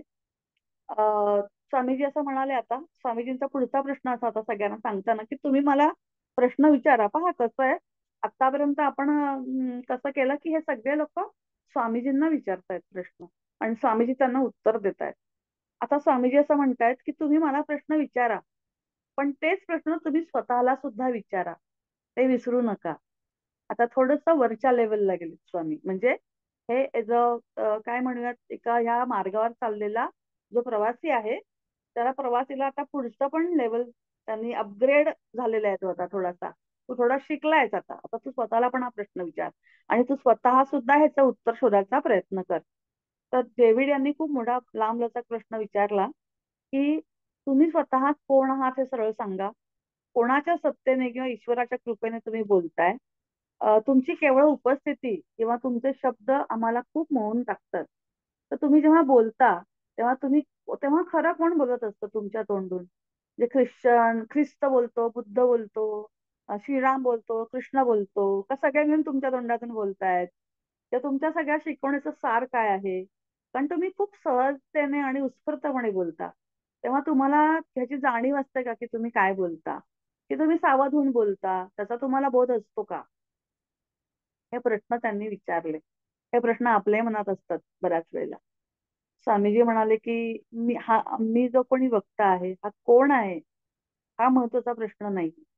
कोणाच्या सत्तेने, अधिकाराने किंवा कृपेने हा बोलतो, तेही फार महत्वाचं नाही. जगात हे बोलवणारे, जाणणारा तुमच्याशिवाय इतर कोणीही अन्य सत्ता नाही. मी फक्त काय आहे, ही वस्तुस्थिती आहे, ते सांगतोय. ही स्थिती म्हणजे आपले प्रत्यक्ष विशाल गतिमान जीवन. मी तुम्हाला काही तत्वज्ञानाची पद्धती, उपपत्ती सांगत नाहीये. शिस्तीचा बडगा दाखवत नाहीये. आणि मनोनिग्रह, इंद्रिय निग्रह याबद्दल पण काही सांगत नाहीये. तुम्हाला मी कुठलेही आत्मजागृतीचे किंवा आत्मबोधाचे मार्ग सांगत नाहीये.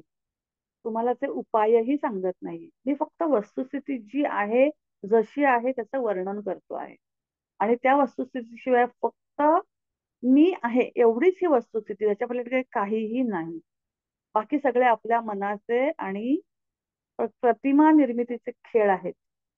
हे चंचल मन आहे, चिंता करणारे मन आहे, कशाने तरी भरलेले मन आहे.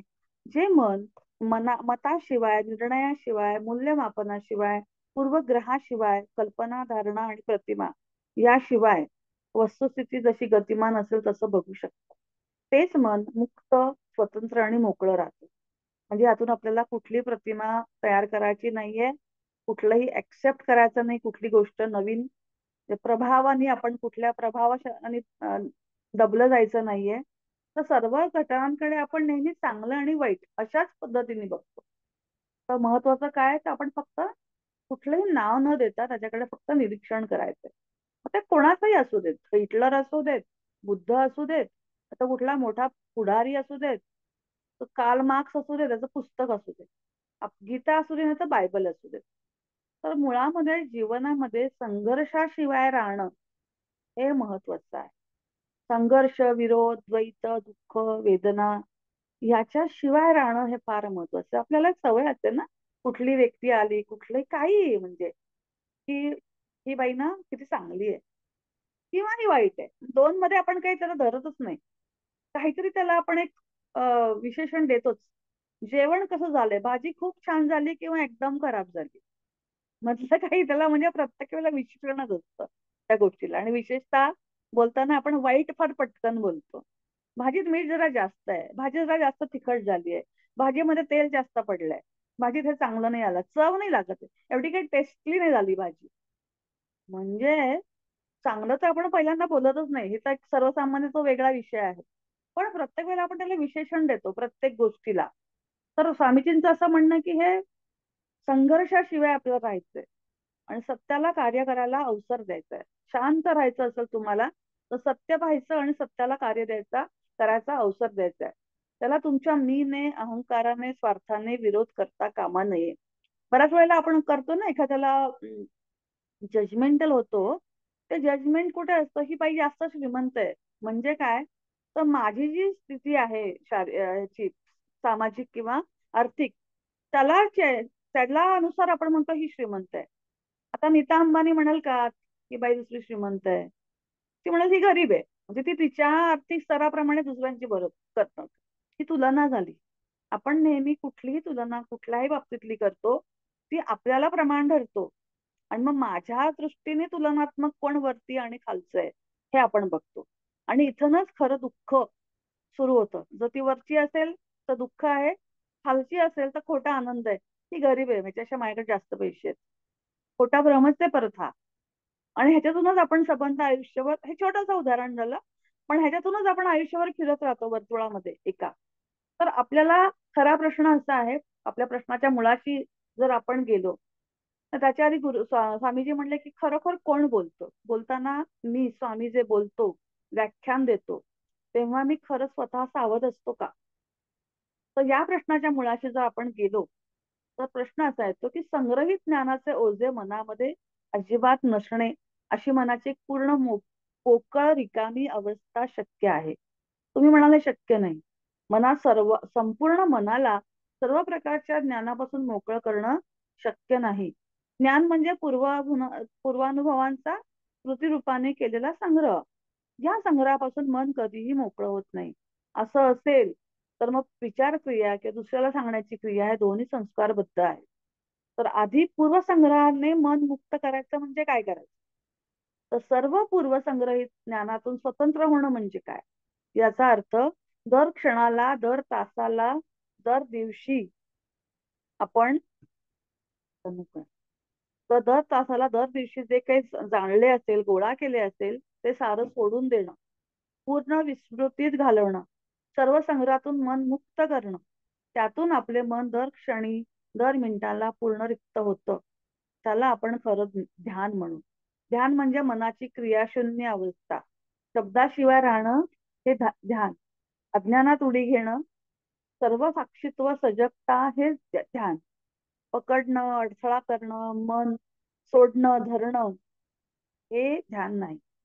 सर्व पुस्तके आणि ऐकीव ज्ञान, अनुभव, त्यांचं संक्रमण म्हणजे म्हणजे एकाकडून दुसरीकडे देणं, हे पण बंधन आणि बद्धता आहे. हे तुम्हाला सहज समजेल, कारण ते सोपं आहे.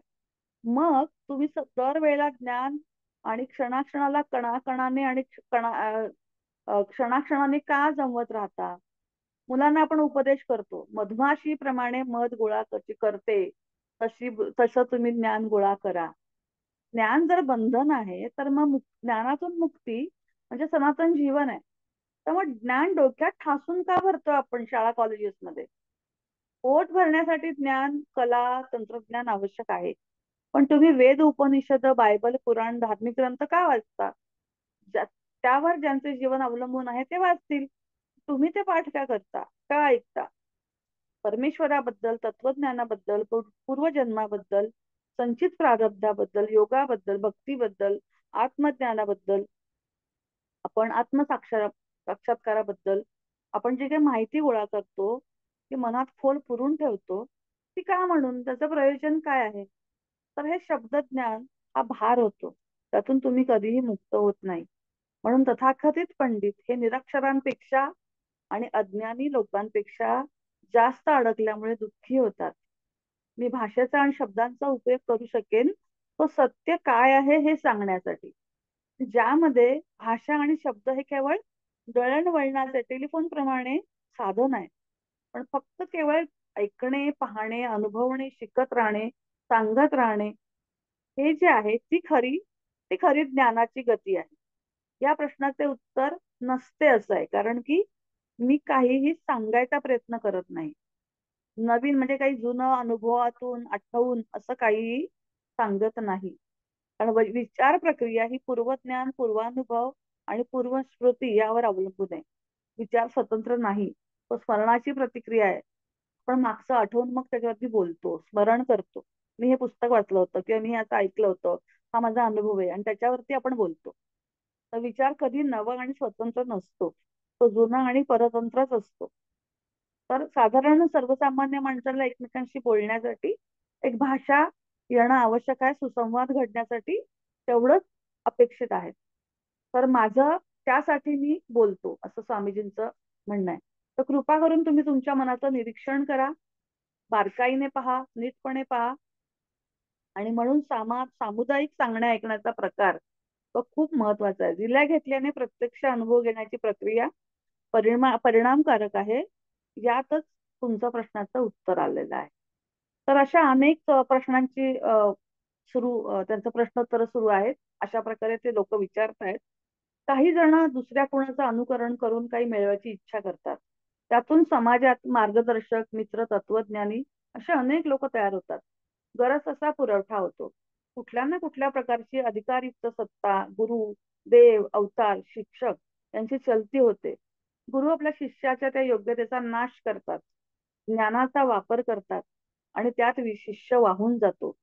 तेव्हा मी तुमचा गुरु नाही, तुम्ही माझे शिष्य नाही, हे लक्षात घ्या. या पुस्तकात माझे विचार कुठल्याही पुस्तकात माझे विचार ग्रंथित करण्याची कल्पना सोडून द्या. मी तुम्हाला आठवतं पहिल्या दिवशी सांगितलं होतं, मला एक व्यक्ती भेटली होती, गरीब अतिशय. त्यांना सगळंच ते पोचलेलेच होते आणि त्यांना मी म्हटलं होतं तुमच्या अनुभवाचं पुस्तक आपण करूया. तेव्हा त्यांनी मला हेच सांगितलं होतं की नाही, मला गरज नाही वाटत, नको पुस्तक बिस्तक कशाला. अतिशय हंबली त्यांनी सांगितलं होतं मला हे की नको मला पुस्तक, कशाला करायचं. हेच स्वामीजी पण इकडे म्हणतायत की पुस्तकाची काही गरज नाही. मग आत्मज्ञान कसं मिळवायचं, त्याची साधना कोणती करायची, ती कशी करायची. तर आत्मज्ञानाविषयी आपल्याला काहीच ठाऊक नाहीये. त्याशी आपण फक्त विलक्षण कल्पना करून आपण विचार करतोय की हो, मला आत्मज्ञान मिळवायचंय, आत्मज्ञान मिळवायचंय. एकाग्रता साधण्याच्या साधना दिलेल्या आहेत. योगाच्या नियमाच्या पण साधना आपल्याला माहिती आहेत. समाधीपर्यंत कसं पोहोचायचं असं सांगितलेलं आहे अनेक पुस्तकांमध्ये. पण त्या उपायातील जे खोटे आहे ते स्वतः जाणून खात्री करून मग त्याचा त्याग करा. पहिली आवश्यकता ही आहे की खोट्याचा त्याग. दुसरं, आत्मज्ञानाबद्दल ही पहिली अतिशय महत्वाची पायरी आणि ही शेवटची पायरी आहे. खोटं जर दिसलं, अनुभवात असं केलं की हे खोटं आहे, त्याचा त्याग करून टाकायचं. खरा ध्यानात प्रारंभ हाच आहे आणि शेवटही हाच आहे. जिथून प्रवासाला निघायचं ते घर आपला मुक्काम म्हणून त्याच्याच परत यायचं आहे. गंमत आहे ना, फार मोठी मौज त्याच्यामध्येच लपलेली आहे. आपली पहिली पायरी ही शेवटची पायरी आहे. आत्मज्ञान ही दुसऱ्याकडून शिकण्याची गोष्ट नाही. दुसऱ्याकडून न घेता ते आत्मज्ञान नव्हे, ते त्यांचं ज्ञान झालं. आत्मज्ञान म्हणजे माझ्या आत्म्याचं ज्ञान आहे. म्हणून परक्याचं ज्ञान झालं, परज्ञान झालं. आत्मज्ञानाची काहीही पद्धत नाही. त्यासाठी कुठलाही गुरु, स्वामी, देव आपल्याला काही शिकवू शकणार नाही.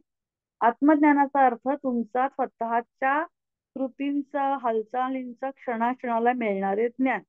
ते विकल्परहित, म्हणजे त्यात कुठलाही विकल्प नाही की मला हे मिळवायचं ते नाही.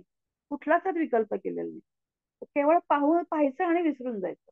तुमचा मी, अहंकार, कोणत्या कृती क्षणाक्षणाला तुम्ही करतात हे गुरुला कसं कळेल. त्याच्या मीच्या हालचाली त्याला कशा कळतील. पण शिष्याचा मी काय करतो ते देवाच्या देवालाही कळणार नाही. पण ते कुणाला कळेल, तर तुम्हाला कळेल. म्हणून त्याला आत्मज्ञान, स्वतःचे ज्ञान म्हणतात. त्यासाठी स्वतःला ओळखा. या पुस्तकाचं नाव ओरिजिनल जे आहे ते नो दायसेल्फ आहे. दायसेल्फ म्हणजे युअर सेल्फ. तर नो दायसेल्फ म्हणजे स्वतःला ओळखा. ही आत्मज्ञानाची रीत आहे. दर क्षणाला आवड निवड न करता त्याबद्दलचे ज्ञान घेऊन लगेच ते सोडून पुढच्या क्षणाला नवीन चित्र बघायला सुरुवात करायची. सामान्य नियम न बनवणे, कसलाही संग्रह न करणे, मोकळ्या मुक्त रिक्त मनाने जीवन नदीच्या प्रवाहाप्रमाणे वाहत जाणे, हे खरे आत्मज्ञान, आत्मसाक्षात्कार, आत्मदर्शन हे आहे. आत्मज्ञान हे कधी स्थिर नाही, ते जिवंत, गतिमान आणि वाहत्या प्रवाहाप्रमाणे. आत्मसंशोधन हे तुमचं तुम्हालाच करायचंय. सूक्ष्म, स्थूल सगळ्या हालचाली. सूक्ष्म म्हणजे आपल्या मनातल्या आतल्या हालचाली.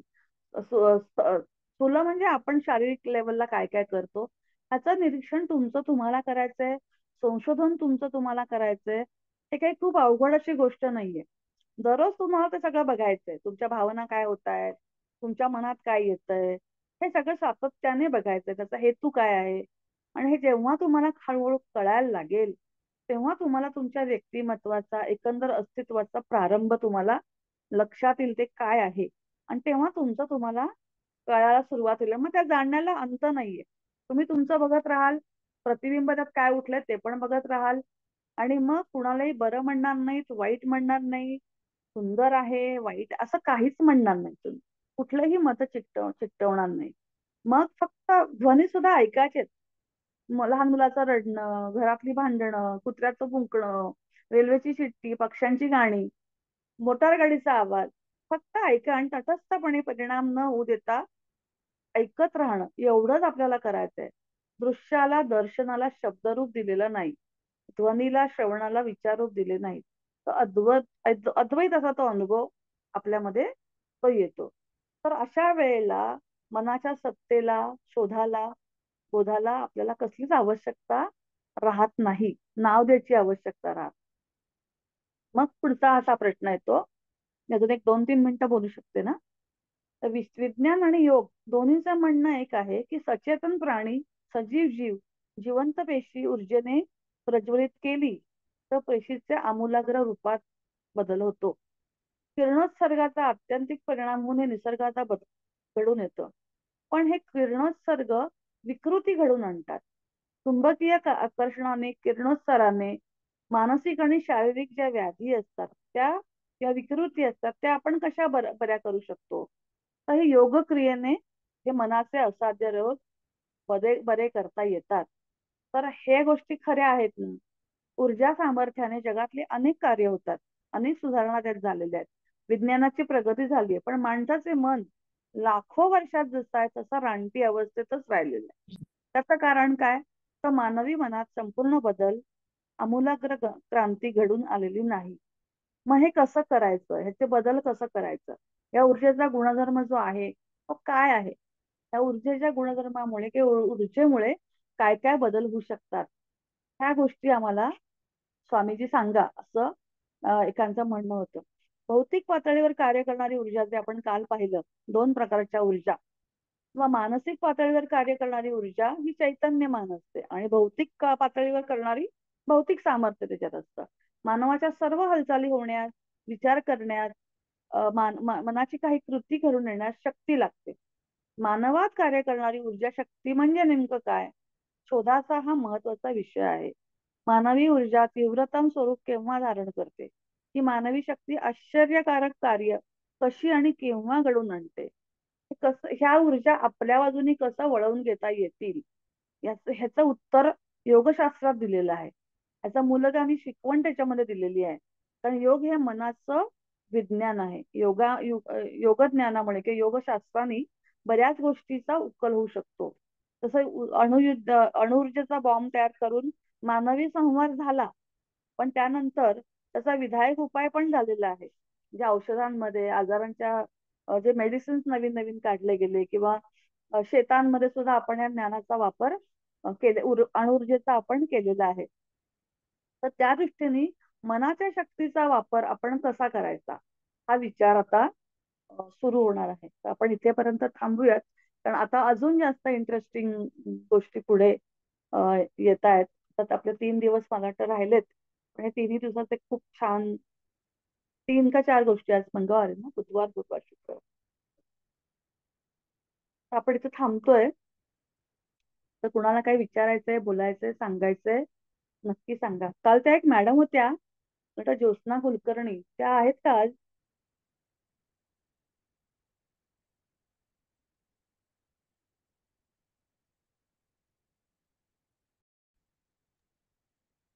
काही विचारायचं असेल तर विचारा.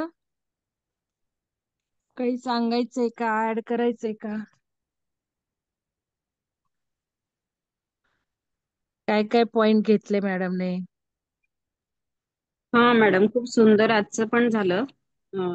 जे होतं सेशन, त्याच्यामध्ये त्यांनी शिक्षणाचा जो साचा आणि ढाचा ठराविक जो नेहमी असतो आपला, हो तर त्याच्याबद्दल खूप सुंदररित्या, कारण शिक्षण खूप महत्वाचं आहे. आजकालचं शिक्षण जे आहे ते आपल्याला आता माहितीच आहे की कशा प्रकारचं आहे, आणि याच्यात पण खूप सुंदर सांगितलं. हो आणि त्याच्यामध्ये त्यांनी तेच सांगितलं की स्मरणशक्तीचे ट्रेनिंग देणारच ते शिक्षण आहे फक्त, आणि सगळीकडे पोटापुरतच मिळवण्यासाठी आपण घेत असतो. आणि मुलांनाही मोटिवेट आपण आई वडील सुद्धा तेच करत असतो. काहीच अपग्रेडेशन नाही झालं तेव्हापासून, जेव्हा हे पुस्तक लिहिलं गेलं तेव्हापासून त्यांनी सांगितलं. तर हो खूपच महत्वाची गोष्ट आहे शिक्षणाबद्दल. आणि मग त्यांनी त्याच्यामध्ये खूप सुंदर सांगितलं की तुमच्यातले, आपल्यातले जे चांगले गुण आणि चांगल्या गोष्टी आहे त्याला जे बाहेर काढतात ते खरं शिक्षण आहे. आणि आता हे जे आहेत मोठे मोठे लोक जे आहेत पुढारी वगैरे, त्याच्यात ते तुम्ही सांगितलं मगाशी, म्हणजे पुस्तकातच, की दारिद्र्य कायम राहण्यासाठी हे पुढारी सतत त्यांना हे करत राहतात. म्हणजे बा त्यांनी पुन्हा आपल्याचकडे परत यावं. तर ही जी प्रवृत्ती ही खूपच म्हणजे वाईटच आहे तसं म्हटलं तर. तर अशा बऱ्याचशा गोष्टी आजच्या याच्यात मिळाल्या आणि आणि ते खूप सुंदर सांगितलं की ज्याला खरोखर मोक्ष मिळालेला आहे तो कधीच सांगत नाही. तर ही गोष्ट जनरली कळत नाही. आपण काय समजतो इतके सगळे साधू संत पुढारी म्हणजे मोठे मोठे जे संस्थांचे चालक आहे त्याच्यामध्ये आपण बघतोच की सगळे लोक कसे त्यांना शरण गेलेले असतात. पण खरा मोक्ष मिळालेल्या व्यक्ती सापडणं कठीणच आहे सध्याच्या जीवनामध्ये. तर अशा प्रकारे खूप तो सुंदर दिसणारच नाही तुम्हाला कुठे बाहेर, तो दिसणारच नाही समोरून, तो कुठे बोलणारच नाही. तेच तेच. तर ते शोधणं खूप महत्वाचं आहे. तर त्या लेवल पर्यंत आपल्याला जायचंय आता. त्या असं थोडासा बोध मला मिळाला की आपण आपल्या म्हणजे चेतना जेव्हा आपण आपली वाढवू त्याद्वारेच आपण शोधू शकतो. अगदी बरोबर. धन्यवाद मॅडम. खूप छान झालं आजचं सेशन. थँक्यू. थँक्यू. थँक्यू. तर मॅडम जेव्हा वाचत होत्या काही गोष्टी, त्यावेळेला मला असं वाटत होतं जसं आता शिक्षणाचं वाचत होत्या की कसं प्रकारे शिक्षण हवंय किंवा त्यांनी पण सांगितलं. पण माझ्या बाबतीत तसं नाही झालेलं. माझ्या बाबतीत प्रत्येक वेळेला माझ्यातले गुण सांगत होते. माझे आई वडील सांगत होते, शाळेत सांगत होते आणि त्या कलागुणांना खत पाणी घातलं जात होतं. हम्म. त्यामुळं कसंही म्हणजे काही असेल की तुझं अक्षर खूप छान आहे, तू हे कर, हे तू छान करते. अगदी 12वी पर्यंत तर होतच होत होतं हे. कारण मला आठवतं 12वी, 11वी, 12वीत सुद्धा मी काही गोष्टी करायचे टाळायचे की जसं भाषण किंवा काय. हम्म. पण त्या दुसऱ्या ज्युनियर कॉलेजमधल्या शिक्षकांना माहिती असायचं हिने काय केलंय शाळेत. त्यामुळे त्यांनी आवर्जून मला त्या गोष्टी करायला लावल्या, सोडून नाही द्यायला लावल्या. हे एक झालं. आणि मग मी तेच केलं. हे तुम्हाला हम्म. सांगते. ऍज अ शिक्षक मी तेच केलं. सगळ्या मुलांना मी नुसती कलागुण, मुलं काय, माझी शिक्षकांची टीम माझ्यासोबत असलेली. उदाहरणार्थ मला आठवत होतं मॅडम सांगतानाच एकच उदाहरण देते. एक टगी मुलगी होती आणि पहिल्या वर्षी ती गाजली टगेपणात. कशी छळतीये मुलांना हे करून, शिक्षकांना हे करून. ज्यावेळेला सेकंड इयरला आमच्या डिपार्टमेंटला आली, त्यावेळेला आमच्याही शिक्षकांना काही त्रास द्यायला तिने सुरू केला आणि मला कंप्लेंट यायला लागली ॲज अ हेड. मग मी म्हंटल हिला सीआर करा. तर सगळे हादरलेच. बरोबर आहे. अगदी बरोबर. आणि म्हणे अहो मॅडम आम्हालाच ती त्रास देतील, मग सीआर केलं तर क्लास रिप्रेझेंटेटिव्ह केलं तर डोक्यावर बसेल असं तसं. मी म्हटलं देऊन तर बघूयात ना. मग तिला बोलून घेतलं आणि तिला मी बोलले की मी ऑब्झर्व केलं आहे तुला आणि तू हे छान करणार आहेस आणि तू बनायच. आणि खूप खुश झाली. आणि म्हणजे नंतर नंतर अब्सेंट राहायची सीआर असून. मग मग टीचर म्हणाले काय तुम्ही मॅडम बघा. मग तिला बोलवलं तर ती अगदी अरे तू रे माझा बाबा असा माझा तसा सांगायला लागली एकेरी वडिलांवर. मग हम्म. म्हटलं थांब आता तू नंतर भेट. सगळ्या शिक्षकांसमोर कशाला, 2-3 म्हणजे क्लासमधले होतेच तिला घेऊन बसलेले. नंतर तिला बोलवलं आणि तिची सगळी स्टोरी ऐकली. तर वडिलांचं अफेअर होतं आणि चीड होती तिला. हम्म. चिड होती. हा माझा वडील असा आज तसा. मग काउन्सिलिंग केलं आणि तुम्हाला सांगते बिलीव्ह मी, ती इतकी सुंदर सगळं करायला लागली गोष्टी. आजही ती न्यूझीलंडला असते. माझं स्टेटस रोज बघते. म्हणजे जो आदर आणि हे निर्माण झाला, अशा बऱ्याच मुलांच्या हेच कथा आहेत शिक्षकाचं माझ्याकडे. काम आहे, बऱ्याच. हे शिक्षकाचं काम. हो, बऱ्याच. एक तुमच्यामध्ये मुलगा तुमचे आई वडील पण येतो. शिक्षक असल्यामुळे मला वाटतं तो एक तुम्हाला एक ऍडव्हान्टेज मिळाला. खूप. आणि मला हम्म. आठवत होतं मॅडम सांगताना, एक मुलगा असा होता तो यायचाच नाही कॉलेज. त्याच्या बाबतीतही मी नंतर बोलवलं त्याला, तर त्याच्याही घरी हेच होते. आई वडील वेगळेच राहत होते, तो कुठंतरी राहत होता. फी नाही दिली जायची, काय काय. मग काउन्सिलिंग केलं आणि त्याला म्हटलं तू येऊ नको क्लासमध्ये, लेक्चर करू नको, पण तू हे कर, रोबोटिक्स क्लब त्याला मी सुरू करायला दिला. वेळेला कॉलेजमध्ये रोबोटिक्स, फिबेटिक्स काही नव्हतं. पण त्याची एक आवडी-निवडी बोलताना काउन्सिलिंग मधनं काढल्या आणि त्याच्यावर ती कामगिरी सोपवली. मी म्हटलं, "तू फक्त रोबोटिक्स क्लब सुरू कर आणि त्याच्यामध्ये ऍक्टिव्हिटी सुरू कर. आणि तो असा ना नॅशनल जिओग्राफिक चॅनल बघायचा, म्हणजे हम्म, मी त्याला हम्म, विचारलं काउन्सिलिंग मध्ये, तो बघायचा, त्या मासिकाचं तो काही करायचा. मग ते पण मी त्याला दिले, म्हटलं तू पेपर लिही, पब्लिश कर, सगळं गायडन्स मी तुला देते, तू का ये, जर तुला नाही घ्यायचं इंजिनिअरिंग, नाही करायचं, हे कर मुलांसाठी, आणि तू कधी आलास की मला भेटत जा. आणि मग मला हम्म, हे, मी गायडन्स त्याला द्यायची. हम्म. आणि इतकं सुंदर, तुम्हाला सांगते, 8 दिवसात त्यांनी रोबोटिक्स क्लब सुरू केला कॉलेजमध्ये. मग प्राचार्य खुश माझ्यावर. म्हणजे हे फार महत्वाचं असतं, कोणाजवळ काय आहे आणि त्याला विकास करायचा. तर हे खूप करेक्ट. छान वाटत होतं मॅडम वाचताना, की मी हे केलं, जाणून घेतलं, आणि आत्ताही तुमच्या सोबत तेच करतेय. तर खूप छान वाटतं, म्हणजे काय काय गोष्टी मॅडम पण सांगतात एक्सप्लेन, किंवा लिहिले या पुस्तकातून. त्यातून जे चाललंय आता, आपणही काय करतोय, आपण नैतिक शिक्षण देणारच आहोत मुलांना, मूल्य शिक्षण देणार आहोत, कौशल्य विकास आपण करणार आहोत. कारण शिक्षणात हे उतरत नाही ऍक्च्युअली, नाही. किंबहुना म्हणून तर मी बाहेर पडले टीचिंग पेशातून, की करेक्ट. मुलांना ही मला नाही शिकवायचे, आता जीवन मूल्य दिली पाहिजेत, त्यांच्या जीवनाचा विकास दिला पाहिजे, केला पाहिजे, ते सांगितलं पाहिजे. आणि ही आपली विहंगम संस्थाच त्यासाठी निर्माण झाली. म्हणजे केवढं महत्वाचं मौलिक मला मेसेज मिळाला त्या वयाच्या 50व्या वर्षी. आणि मला काढली संस्था त्यावेळेलाही सगळे म्हणे, की आम्ही रिटायरमेंट झाल्यावर हे केलं, तू आधीच करतेस. तर हम्म. हे पुस्तकात लिहिले, खूप सुंदर पुस्तक आहे खरं हे. आणि हे पुस्तक ना खूप जणांना ऍक्च्युली आता अवघड असल्यामुळे ते वाचावंसं नाही वाटणार आहे. हो, हो. पण तुमच्यातल्या तरी सगळ्यांनी घ्या ते पुस्तक, आणि हम्म. खूप वेळा मनन चिंतन करा.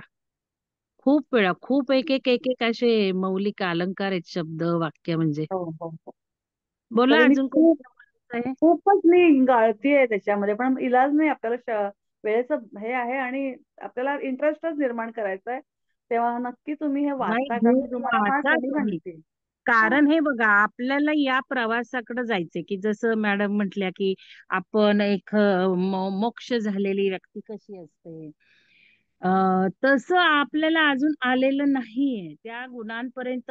पण मला म्हणायचं, याच्यात सुद्धा खूप गोष्टी अशा असतात, की नुसतं तुमचा मोक्ष तुमच्या जवळ ठेवून उपयोग नाहीये ना. म्हणजे जसं सिद्धाला सिद्ध करावंच लागतं, हा. सिद्ध पंथातलं जे असतं. कारण मी ज्या वेळेला माझ्या मनाला हे प्रश्न विचारायची, की मला काही नावलौकिक हवाय का, मला हम्म. काही समाजप्रियता हवी आहे का, प्रत्येक गोष्टीला मी चेक करते. आता सुद्धा हो. पेपरमध्ये बातम्या आल्या, त्यावेळेला सुद्धा मी चेक करायला लागली, मी भरकटत तर नाही चाललेली, हम्म. हम्म. की ह्याच्यासाठी तर नाही कार्यक्रम करायचेत मला अजून. म्हणजे आता हा बरं. झाला, मग हा झाला, अनपेक्षितपणे झालं, त्यावेळेला मी प्रत्येक वेळेला चेक करते, की आपल्याला या वाऱ्यावर व्हायचंय का. मग लक्षात येतं नाही, हे गरजेचं आहे, त्याच वेळेला दुसऱ्या शाळांना कळेल. आणि बरं. ऊर्जा करून घेतीये ही, त्या ऊर्जेला वाटतंय म्हणून ती हो, जोडतीये, असं करते, असं मी मनन चिंतनातून लावून घेते, म्हणून ऊर्जा पुढची मला तशीच येते, लक्षात हो, घ्या. हो, हो, हो. आता पुढचं पुस्तक जेव्हा नूतन मॅडम घेतील, शुभांगी मॅडम, तुम्ही पण ते ऐका, द सेलेस्टाईन प्रोफेसी, वाचले का तुम्ही? हो, हो, ऐकलं नाव, नाही नाही वाचलं नाही. बहुतेक हा, मी पण ते वाचलंय पुस्तक किंवा ऐकलंय, पण मला अप्रतिम आहे. परत ऐकायला आवडेल. ते पुस्तक खूप अप्रतिम आहे. झालेलं आहे वाचन आमचं, पण दुसऱ्यांदा हा. घ्यायचं आहे. कारण हेच महत्वाचं आहे, की हो, जे हो, पण मी तुम्हाला सांगितलं, की तुम्हाला या वाचनातून काय होणार आहे, ते तुम्ही लिहा, म्हणजे ऊर्जा तीच येणार आहे. तर हो, हो. त्याच्यामध्ये ते हेच सांगतायत, की आपल्याला कशामुळे काय झालं ना. आता हे जे आई वडिलांचं आहे, शिक्षकांचं आहे, त्या लेखकाने तिथे पण आपल्याला जायला सांगितलंय, की हम्म. माझे आई वडील, समजा आपण जेवायला वाढतोय, तर माझे आई वडिलांचे काय रिएक्शन्स होते, आपण जेवण कसं वाढतो. माझे वडील हम्म. तर तुम्हाला सांगते, खूपदा म्हणायचे ही भाजी इथेच पाहिजे, परत वाढायला लावायचे मला ते, ताट हो, धुवून आण, पुसून आण, परत आता त्याच प्रमाणे वाढ, इथपर्यंत हे हो. असायचं. तर त्या लेखकाने तेच सांगितलं, की मग बघा ना, आई वडील का तसे वागायचे, म्हणजे तुमच्यात कुठले पॅटर्न आलेत.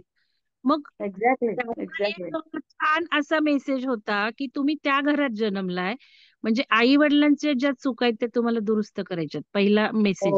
हो, हो. ते मनन बरोबर. चिंतन करा, त्यांच्या चुका दुरुस्त करायच्या. दुसऱ्या, त्यांनी तसं वागितल्यावर तुम्हाला काय वाटत होतं, आणि मग तुम्ही काय मुलांशी वागलं पाहिजे, असं. बरोबर. बरोबर. आणि अगदी हे बरोबर. सगळं खूपच छान ते पण पुस्तक आहे. तर त्या ह्याच्यात हे एक महत्वाचं जोडलं पाहिजे ना आपल्याला. तर मला काही सांगायचंय, की आता हे जे मोक्षाचं सांगत होता, ते एक पॉइंट मला सांगायचा आहे, की खूप लोकं घरात बसतात, लोकांना सांगत नाही. अशाने समाज हम्म. घडत असतो. या गोष्टी आपण का करतो? लोकांच्या पुण्यतिथ्या, जयंत्या किंवा का सांगितलं जातं? तर मोटिवेशन होतं एक प्रकारचं. आणि हे आपल्याला करणं गरजेचं असतं. सिद्ध पथावर चालणाऱ्या व्यक्तीला सिद्ध व्हावंच लागतं चार लोकांना सांगून. हो हो. मग हे एक आहे कारण आता ती गरज चाललीये, ती गरज वाढतीये. आपल्याला वणव्यासारखं सगळं पेटवायचंय हे. लोकांना सांगायचंय म्हणून आपल्याला गरजच आहे सांगण्याची. म्हणून तर ध्यानाचे अनुभव पत्रिजींनी म्हणजे सांगितले जातात ना, पूर्वी कुठं बोलायचे. हो हो. मग आता आपण ध्यानाचे अनुभव सांगायचेच आहेत ना. का तर आता बरोबर. 10 लोकांनी ध्यान करून चालणार नाही. आता 10 लाख लोकांना ध्यानाला लावायचं. हो हो म्हणून हो. हे काळानुसारही गरज असते. काही वेळेला काही-काही विचार मला पटले नाहीयेत ह्यातले. पण ठीक आहे, की काळाच्या नुसार बदलणं फार गरजेचं आहे. ते आपण समजून घेतलं पाहिजे प्रत्येक हो वेळेला जे काही वाचतो ना, ते योग्यच आहे किंवा एखादी व्यक्ती सांगते योग्यच आहे. आपण उलटा सुद्धा विचार करायचा त्याच्यावर. हे हो. पण सगळ्यांनी लक्षात घ्या. बरोबर. त्यावेळेलाच आपण परिपक्व होऊ. कालचं एक हो वाक्य खूप होतं, म्हणजे मी बोलले नाही काल जास्त, कारण बाकीच्यांना बोलतं करायचंय ना. हो. सुगंधा दुसऱ्याच दिवशी म्हटल्या, "मंगल मॅडमनी नाही बोलायचं." म्हणून मग मी गप्प बसलीये काल पण. काल एक वाक्य किती सुंदर होतं, की संकल्प हीच हे आहे काहीतरी सिद्धी आहे. हो. सिद्धी आहे. बरोबर आहे. मग आपण काय ते खूप करतोय? छान वाक्य आहे. काय काय हां, वाक्य खूपच सुंदर आहेत ते ज्याला आपण समजतं ना. तेच तर वाक्यावर चालतोय ना. हो हो हो. तर ही वाक्य तुम्ही टिपा. म्हणजे मी तुम्हाला सारखी तेच सांगतेय, की आपल्याला कुठली वाक्य आवडली आहेत, ती लिहा आणि आज जे मी सांगितलं माझ्या पुढे जे 2 स्टुडंट्स हे करून गेले आठवणीत. त्या 2 स्टुडंट्स मला आठवले. हे तुम्हाला आठवा ना. की आपण काय योग्य केलं आणि आपण काय योग्य केलं हे जर ठेवलं ना, तर आपण खूप ग्रो होतो. कारण आता मी शारदा मॅडमनी सगळं लिहून पाठवलं मला. मी सांगितलं होतं अनबोलायचे, अनबोलायचे. आणि त्यांनी लगेच मला लिहून पाठवलं. त्यात एक वाक्य होतं. म्हटलं हे नाही, चुकलेलं आहे त्यातून लर्निंग पण घ्यायचं आहे. पण आपल्याला खाली पण जाऊन द्यायचं नाहीये. आपल्याला हम्म. हवेत झोके घेतले तर अजून आपण उंच उंच जाणार आहोत. त्यामुळे खाली नाही आणायचं. तर हे पुस्तक वाचताना सुद्धा तुम्ही काय योग्य केले ते लिहा. सांगा इथे वेळ नाही कमी पडला. ग्रुपवर डिस्कशन होऊ द्यात. नुसतं ऐकायचं नाहीये. आणि काय मेसेज लर्निंग मिळालं तेही लिहा. 1-2 वाक्य लिहायला मी सांगितलीत. किती लोकं हो. लिहितात ग्रुपवर. मॅडमनी आज एवढं कष्ट घेतले. 8 दिवस पुस्तक नाही वाचलं. दुसरा आठवडा सुरू झालेला आहे लक्षात घ्या. आणि त्याच्या आधी त्यांनी वेळ काढून ते पुस्तक वाचलं. तुम्ही 2 ओळी तरी लिहा रोज. नुसतं छान घेतलं, खूप छान घेतलं म्हणून काय उपयोग आहे? रेकॉर्डिंग आहे थोडंफार. ऐकताना लिहा 2 वाक्य. तर आज तरी उरलेल्या 4 दिवसात तरी हे करावं सगळ्यांनी असं मला वाटतं. एक-एक, 2-2 वाक्य लिहा आवडलेली. आणि तर त्यातनं खूप काय तुम्ही इम्प्लिमेंट करू शकता किंवा केलंय ते महत्वाचं आहे. 100 आपण ऐकतोय म्हणजे 300 पानाचं पुस्तक आहे. प्रत्येक वेळी शारदा हे आपल्या श्रद्धा चापेकर मॅडम, सुलक्षणा मॅडम 2-4च व्यक्तींनी बोलायचं का? बाकीचे काय करतायत? बोला बरं आज हम्म. जरा 2-3 नवीन व्यक्तींनी. बोला, बोला. मॅडम म्हणतायत बोला. तुम्ही बोललं पाहिजे. बोला ना. मला मंगल ऐकताना एक मॅडमला प्रश्न घाबरताय पडलाय. काय तुम्ही लोक? मंगल नाही मॅडम नाही अशा घाबरत घाबरून नाही हो. जाणाऱ्या अशा नाही आहेत खरं. म्हणजे त्यांच्याकडून हे शिकलं पाहिजे की बिंदास्त विदाउट हम्म. फिअरलेस कसं नाही, असलं नाही पाहिजे ते मंगल घाबरत मॅडम कोण कडून शिकलं नाही. पाहिजे. मला नाही नाही नाही घाबरत आहे. त्यांना व्यक्त व्हायला नाही काचू मला काचू. मला एक प्रश्न होता मॅडम. हे सगळं हां. ऐकलं मी मगाशी आणि गोसावी मॅम म्हणल्या हं. की त्यांना एक अशी व्यक्ती भेटली की त्यांना झालेलं होतं आत्मज्ञान आणि ते काही सांगायला काही तयार नव्हते की कशाला पुस्तक वगैरे लिहायचं. आता मग मी मला असा बोलले की प्रश्न तुम्हाला नाही नाही आता. नाही मला हं. प्रश्न असा होता की जर का गोसावी मॅमच्या ह्याच्यातनं की सगळंच अज्ञात आहे, सगळंच प्रदेश सगळाच नौखा आहे, तर मग ते कळल्याशिवाय कसं काय कोण पुढे जाणार ना. आपलं मी आपल्यालाच आता तेच करायचंय. बोलते ना. आता मी काय काय आहे, हा बोलले श्रद्धा प्रत्येकाचा मॅडम आपला आता, आपला श्रद्धा परस्पेक्टिव्ह मॅडमनी आहे. काय बोलले की आता ते आहे, मॅडमनी पण तो पॉइंट बोलला, पण पुस्तकात म्हटलंय किंवा दुसरा पण बाजूनी मॅडमनी पॉइंट मांडला, त्याच्यावर मी हे बोलले की मला सुद्धा तोच प्रश्न होता. मी 4 लोकांना विचारले, मला हे का करायचंय, मला नाही करायचंय, मला आवडत नव्हतं.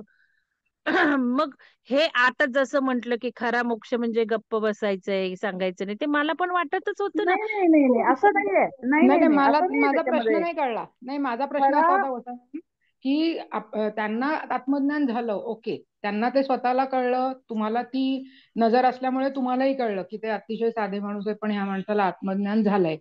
आता कसं आहे की तुम्ही म्हणलात आधीच्या लेक्चर्स मध्ये की हे सगळं अज्ञात प्रदेश आहे आणि सगळ्या अज्ञात वाटा आहेत, सगळा आपला आपला स्वतःचाच तो प्रवास आहे. तर गाईडलाईन म्हणून घ्यायचं झालं तर मग शेवटी आपले जे जुने ग्रंथ आहेत त्याच्यावरच थोडाफार भर, त्याच्यात दिलेलं ज्ञान इतक्या वर्षाचं ते तर काही खोटं असू शकत नाही, किंवा दॅट इज अ प्रूव्हन. म्हणजे आज 5,000 वर्षापूर्वी जे भगवंतांनी लिहून ठेवलंय गीतेत, ते आज 5,000 वर्षानंतर सुद्धा ते तंतोतंत प्रत्येक प्रॉब्लेम सॉल्व्ह, त्याच्यात सोल्युशन्स आहेत प्रत्येक प्रॉब्लेमची. गीता असो, ज्ञानेश्वरी असो, दासबोध असो. तर मग ह्याच्यातलं सगळं घेऊन त्याप्रमाणे वाटचाल करायची का मंगल मॅडम म्हणतात त्याप्रमाणे एनर्जी शिफ्ट आहे, एनर्जी बदलतीये, काळ बदलतोय, त्याप्रमाणे आपण चेंज होऊन त्याप्रमाणे चालायचंय. तर तिथे शुभांगी माझं थोडंसं मॅडमनी कन्फ्युजन आहे. शुभांगी मॅडमनी मला वाटतंय दुसऱ्या दिवशीच उत्तर दिलेलं आहे. नाही, माझे ते मिस झाले ना, दोन दोन माझे मिस बर, झालेत मधले. ठीक आहे. शुभांगी मॅडम म्हटले तेच मी नेहमी सांगत असते, तेच आता सांगते. परत शुभांगी मॅडमना काय वाटतंय सांगावं. मी आत्ता सुद्धा शेवटचं वाक्य बोलले, समोरचा माणूस काही सांगत असू देत, पुस्तक काही सांगत असू देत, आपल्याला काय पटतंय ते आपण हा, केलं पाहिजे. ओके. पण जरूर दुसऱ्यानी काय सांगितलं त्याच्यावर मनन चिंतन झालं पाहिजे. हा. जसं मला त्या व्यक्तीने सांगितलं गुजरातच्या, हम्म. ते म्हणाले, ते पण यांना बाबांना जोडलेलेच होते. मी ज्यावेळेला हा हा त्यांना व्हिडिओ बघून फोन केला, ते हा म्हणाले गणेशपुरीला आम्ही जात असतो वगैरे, खूप हा छान हा हा सांगितलं. तिथेच राहत होते ते हा जवळ. मग ते मला म्हणाले, दीदी कैसा है ना, सिद्ध पंथ में आप चल रही है, सिद्ध मार्ग है आपका, तो सिद्ध हा होना ही पड़ता है. हा बुद्धा ने तो एनलाइटनमेंट के बाद सब ग्रुप लेके बैठे रहते थे बुद्ध. हा हा मग हे सांगितल्यावर मी त्याच्यावर बऱ्याचदा आजही मी तेच पुढे आणते, मनन चिंतन करते. हा हा हा हा मग हा त्यावेळेला मी माझ्या मनाला आवर घालते, मग ते बरोबर आहे का हे बरोबर आहे. मग प्रत्येक वेळेला आपण त्याच्यावर मनन चिंतन करायचंय, समोरचा माणूस काय सांगतोय ते, आणि आपल्याला काय रेझोनेट होतंय ते आपण करायचं. त्याच्यात त्यांनी सांगितलंय ना की तुम्ही प्रत्येक सत्य पडताळून पहा, जे खोटं वाटलं तर ते काढून टाका. म्हणजे ते त्याला सामोरच जाऊ नका असं काही म्हणलेलं नाहीये. ओके. तुम्ही सगळं जे समोर येते, जे वाचन असेल, माणूस असेल, जे काय असेल ते बघा, त्याचा अभ्यास करा, आणि मग ते खोटं वाटलं पडताळणी करा आपली स्वतःशी, आणि मग जर वाटलं की ते खोटं आहे तर ते काढून टाका. मग आपण तुम्हाला ते रेझोनेट, जसं, कारण की आपल्या आतला जो आवाज असतो, आपला आवाज म्हणा, चैतन्य म्हणा, व्हायब्रेशन्स म्हणा, हे आपल्याला कळतं ना. म्हणून ते म्हणतात ना, ह्याचा अगदी साध्या लेमॅन मध्ये काय म्हणायचंय की मी समजा म्हटलं, अरे मंगल मॅडम हे ना खूप भारी गुरु आहेत, हे खूपच पोचलेले आहेत, त्यांना सगळं दिसतं, सगळं कळतं वगैरे वगैरे. मंगल मॅडम म्हटलं की मला असं काही उपयोग नाही, मला काही फायदा नाही, मला नाही वाटत ते काही. So she is independent to think about it and act accordingly. हा प्रत्येक माणसाने, म्हणजे शुभांगी मॅडम म्हणतायत मग मी पण भारावून जाते, हे पूर्ण रॉंग आहे असं म्हणायचा हेतू येतो. तुम्ही ओके ओके. स्वतः पडताळून बघा ती गोष्ट. हम्म. बरोबर. चुकीचं बरोबर हे तुमचं तुम्हाला कळणार आहे. तो ओके. करतो मग मी करायला पाहिजे असं नाहीये. हम्म. त्याच्यासाठी चांगलं आहे म्हणजे माझ्यासाठी चांगलं आहे असं नाहीये. प्रत्येक जण हा इंडिपेंडेंट आहे या सृष्टीमध्ये. तर राईट. मोक्षाचं जे वाक्य मगाशी बोलले, मोक्ष ज्याला मिळालंय तो हे सांगणार नाही की मला मोक्ष मिळालंय. ज्ञान हा देणार हा, ते यायचं बरोबर आहे. नाही म्हणणार आहे. हा हा हा मला अच्छा, मोक्ष बरोबर मिळालं, मला आहे. मोक्ष मिळालं असा तो म्हणणार नाही. हा आणि जो हा हा म्हणतो की मला मोक्ष मिळालंय हा त्याचा हा अर्थ हा. त्याला मिळालेला नाही, ओके. हा बरोबर मुद्दा आहे. आहे. तो अच्छा हो. अच्छा. सगळ्यांना ज्ञान देणारच. हा त्या हा हा हा माणसालाही सांगितलं पुस्तक लिहूया, तेव्हा त्या माणसाने मला काय सांगितलं, मी त्यांना काय म्हणलं, मला अनुभव तुमचे लिहून द्या. हा. तेव्हा ते म्हणले मला काही गरज नाही वाटत त्या अनुभवाची. ते किती बरोबर हम्म. आहे, कारण हम्म. त्यांचा अनुभव त्यांच्यासाठी आहे, त्यांच्यासाठी राईट. तो अनुभव तुमचा ना. मग आपलं काय राईट. होतं एक साधक म्हणून, हा मग त्यांना नाही कसा नाही, अनुभव पण आलाय, मग मला तो मॅडम, आला नाहीये, मग मला शुभांगी आला मॅडम, नाहीये म्हणजे माझा हम्म. रस्ता चुकलेला आहे. माझा हा रस्ता चुकलाय, हा हे मग मी थोडस पोचणार होतं. का येस तिकडे? येस, थोडस हे सो होतं. We try to Shubhangi madam. Relate, we try to compare the things, yes which is yes yes. Absolutely wrong. Okay, correct. Shubhangi so madam, बरोबर. मला हम्म. मला एक पॉइंट त्यातला तुम्ही मोक्षाचं सांगताना तो हाच मला खटकला होता, की मला मोक्ष मिळालाय किंवा आता अनुभव म्हणताय तुम्ही, मी लिहून देणार नाही. त्याच ह्याच्यावर मी बोलले, की काही लोकांना नाही वाटत गरज, हो पण त्याची गरज आहे.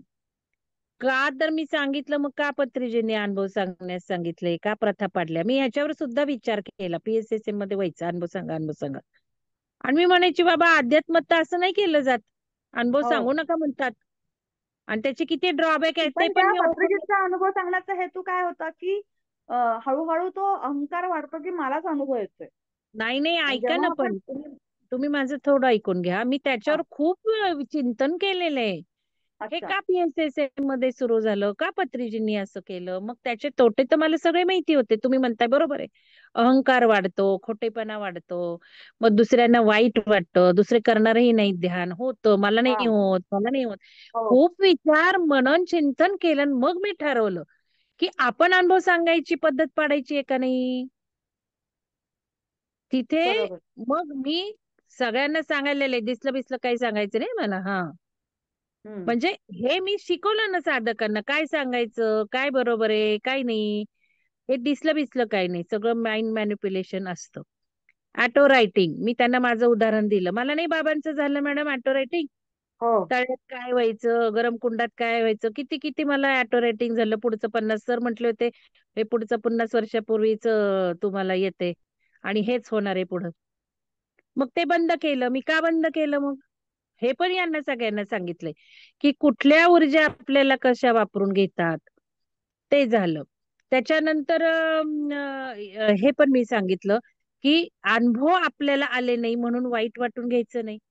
इव्हन हम्म. व्हायब्रेशन, फिजिकल व्हायब्रेशन्स होतात म्हणजे तुम्ही चांगला ट्रॅक आहे, तुमची ऊर्जा वर चालली असं नाही.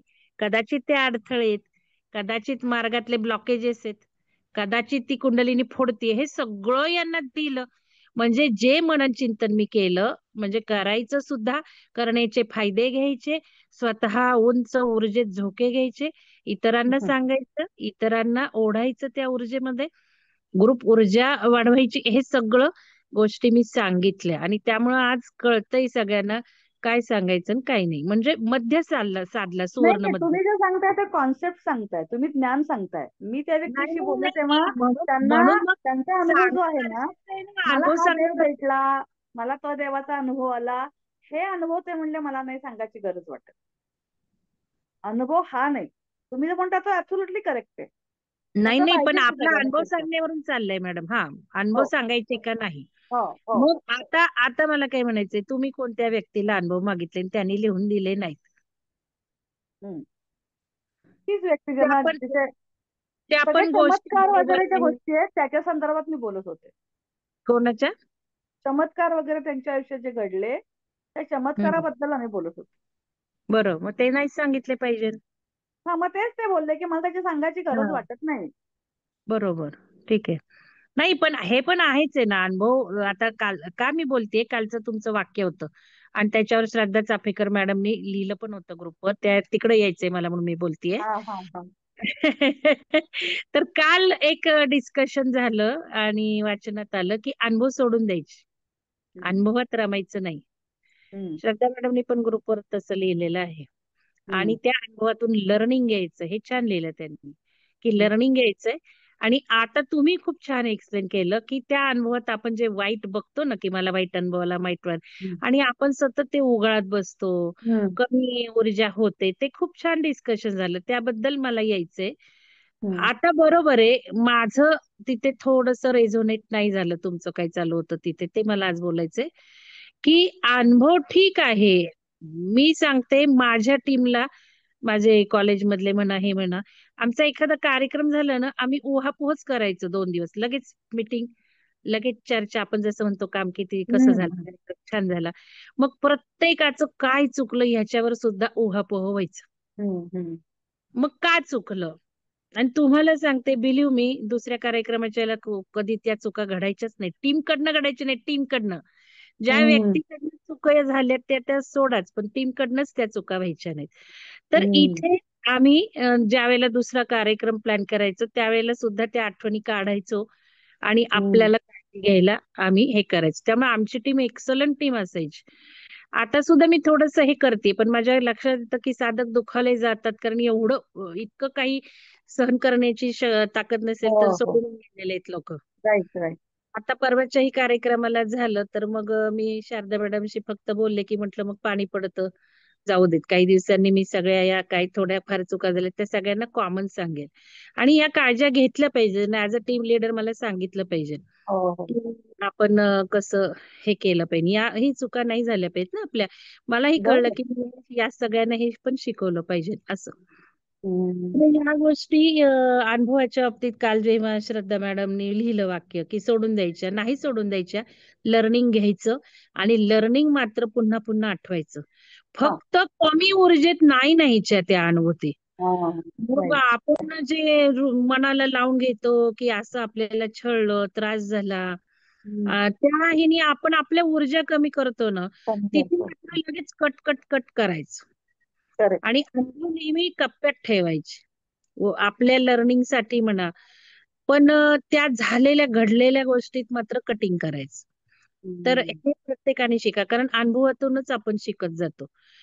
आपण जर तसेच सगळे सोडले, आणि या पुस्तकात तेच सांगितले, या पुस्तकात सांगितले उलट त्याचाही उहापोह करा, मननचिंतन करा, लिहून ठेवा. पण आपल्या खेदाला आपण व्यक्त नाही करायचं सारखं. हा, खेद नाही वाटून घ्यायचा. खेद वाटून घेतला की बरोबर आपला बरोबर. हे असतो ना, तो कमी होतो. असं हम्म, अनुभवाच्या बाबतीत करायचं. पॉझिटिव्हलाच त्याला ग्रो करत राहायचं. हम्म. आणि चांगलेही अनुभव असतात त्यावेळेलाही चांगल्या आठवणी आठवून आपण जास्त ऊर्जा मिळवू शकतो ना. हो हो हो.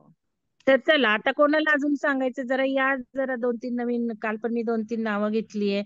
तर आज या अर्चना मॅडम, तुम्ही बोला. अर्चना सोनसाळे मॅडम, तुम्हाला काय आजच्या याच्यातनं टेकअवे झाला? निलिमा देन मॅडम, तुम्ही बोलत नाहीये, बोला जरा 1-2 वाक्य. स्मिता जाधव, डिस्कस करायला शिका, मॅडमनी पण सांगितलंय आत्मवंदन तुम्हाला. मॅडम.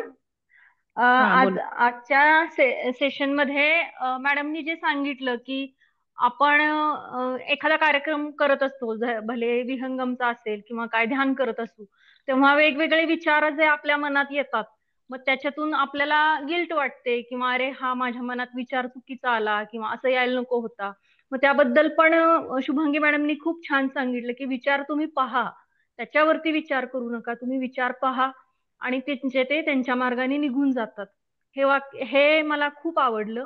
आणि काय दुसरं निघून म्हणजे जातात? ध्यान एक म्हणजे मिनिट, एक मिनिट, काय निघून जातात ते नाही कळलं मला. हा. विचार त्यांच्या मार्गाने निघून जातात.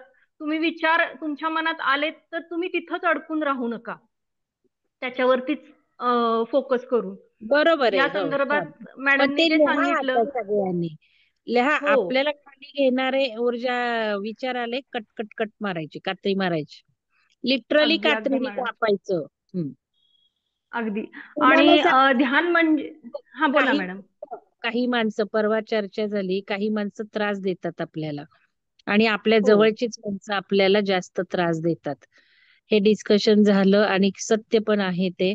तर त्या वेळेला त्या माणसांच्या धाग्या दोऱ्यांना आपल्याशी कात्री लावून टाकून द्यायची, की वाईट सगळ्या काही गोष्टी होत आहेत व्हायब्रेशनल स्वरूपात, काय त्याला कात्री, चांगल्याला ग्रो. कात्री हातात घ्यायची आणि कापून टाकायचे ते धागे दोरे, ऊर्जेचे, व्हायब्रेशनचे, विचाराचे. जे काय होईल ते चांगलं चांगलं चांगलं. कारण ओके आजच एक मॅडम. फोन आला आपल्या साधकांचा. त्यांना मी म्हटलं, जी व्यक्ती त्रास देते तिला प्रेम प्रकाश द्यायचा, खूप प्रेमाने ग्रो करा तिला. कारण आपण बघितलं डिस्कशन ग्रुपवर, तिला तेवढं नाहीये समजतं. तुम्ही ग्रो करा, ऊर्जा देऊन, प्रकाश देऊन, प्रेम देऊन. पण वाईट ह्याला सगळ्या कात्र्या कापून टाका. तर हे हो खूप छान मॅडम. तुम्ही टेकावे घेतलाय, तो ग्रुपवर पण लिहा स्मिता मॅडम. हा बोला. हो हो मॅडम. आणि ध्यानावरती सुद्धा त्यांनी खूप छान की आपण आपल्यावरती लक्ष ठेवणं किंवा रोज आपल्याला अपग्रेड करत जाणं, रोज आपल्या विचारांच्या ठिकाणी किंवा वागण्याच्या ठिकाणी, यालाच म्हणजे ध्यानातली प्रगती म्हणजे वेगळं नसून आपल्या आचरणातून ती दिसली पाहिजे.